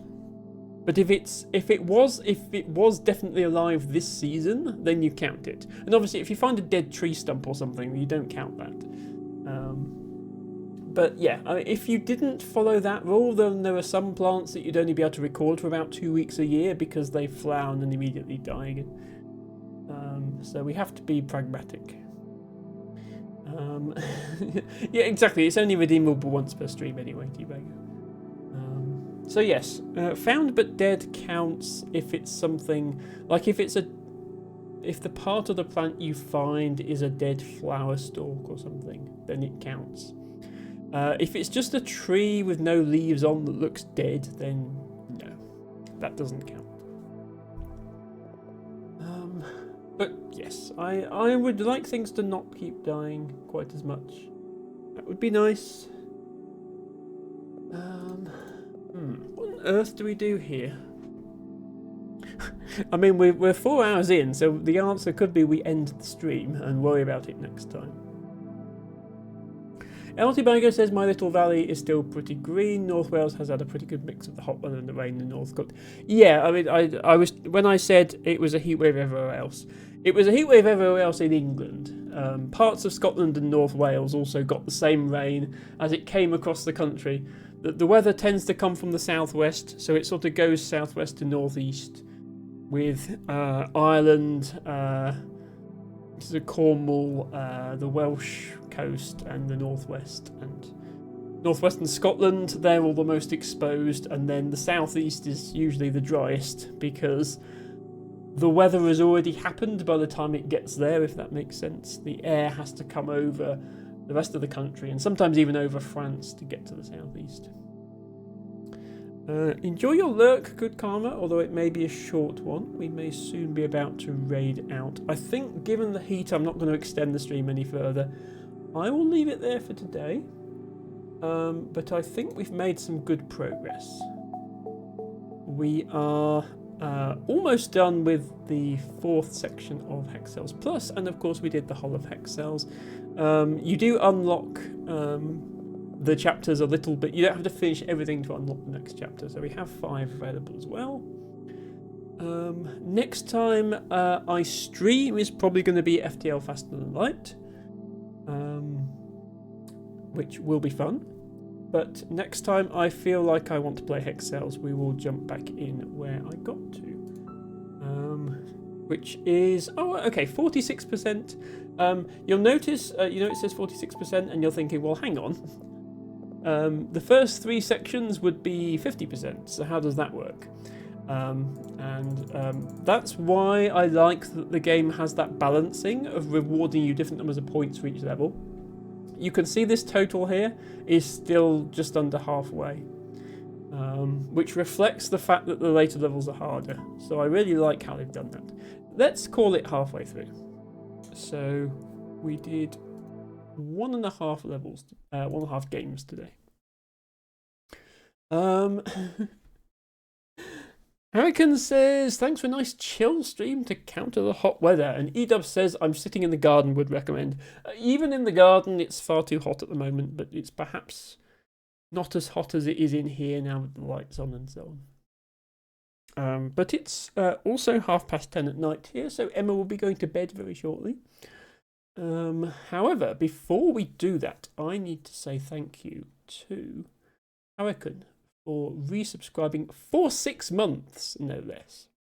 Rooney for the raid earlier, El Tibago for gifting a sub to Verdsky, and Nespa, Ren, Alex, Harry, and Tibago all cashing in their resubs today. Unsurprisingly, after 3 weeks of no streams, a lot of people's subs were up for renewal. I did notice also, Ren, that your sub was still at tier 2. I do hugely appreciate it. I don't expect anyone to use tier 2 or 3, but I do appreciate the extra support. And thank you to everybody who watched and redeemed their flowers and chatted. Edub says it's pretty nice now. Definitely about 15C cooler than inside. I mean, it's still in the high 20s outside here. It will drop overnight as it's a clear night. But yes, I'm not looking forward to tomorrow and Sunday, which are going to be similarly hot. But for now, let's look for somebody to raid. If anyone has suggestions for raid targets, please let me know. We have, of course, the awesome Nespa doing their Primate Friday, but I will consider other people. It's nice to have a default choice if you're not sure, and Nespa serves that role very well for this stream, as she's nearly always sticking to her timetable.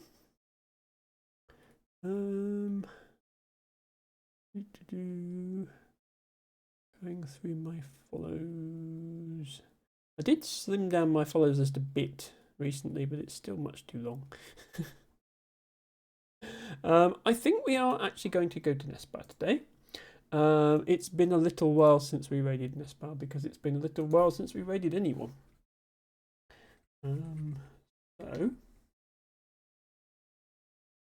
Nespa, if you weren't here to hear me promote her earlier, plays NES games all on original hardware, the original controllers, and she's working her way through most of the Nintendo franchises, including Donkey Kong, Mario, Zelda, and so on. Friday is Primate Friday, which means Donkey Kong 64 is what's currently happening. So we will be heading over there in just a second. I'm going to get a raid going. I'm also going to share some raid messages for you to spam in Nespa's chat when we go in. If you are subscribed, here is a message for you to use. And if you are not subscribed, you can use the same message with any emotes you like. Use your own emotes, use the emotes of someone else you follow. But if you're not sure, here are some dancing dinosaurs. You can never go wrong with dancing dinosaurs. I am probably going to be back on Sunday. I plan to stream on Sunday. I may have to abort if the weather is too bad. But I will keep people updated on my Discord. If you don't have my Discord yet, there's a link down underneath the stream somewhere. LT Bago says, thanks for the stream, Emma. Nice to have you back. Thanks for the LT Bago. Nice to have you here. And yes, I look forward to seeing you all again very soon. Give my love to Nespa. And until then, thank you for watching. And bye for now.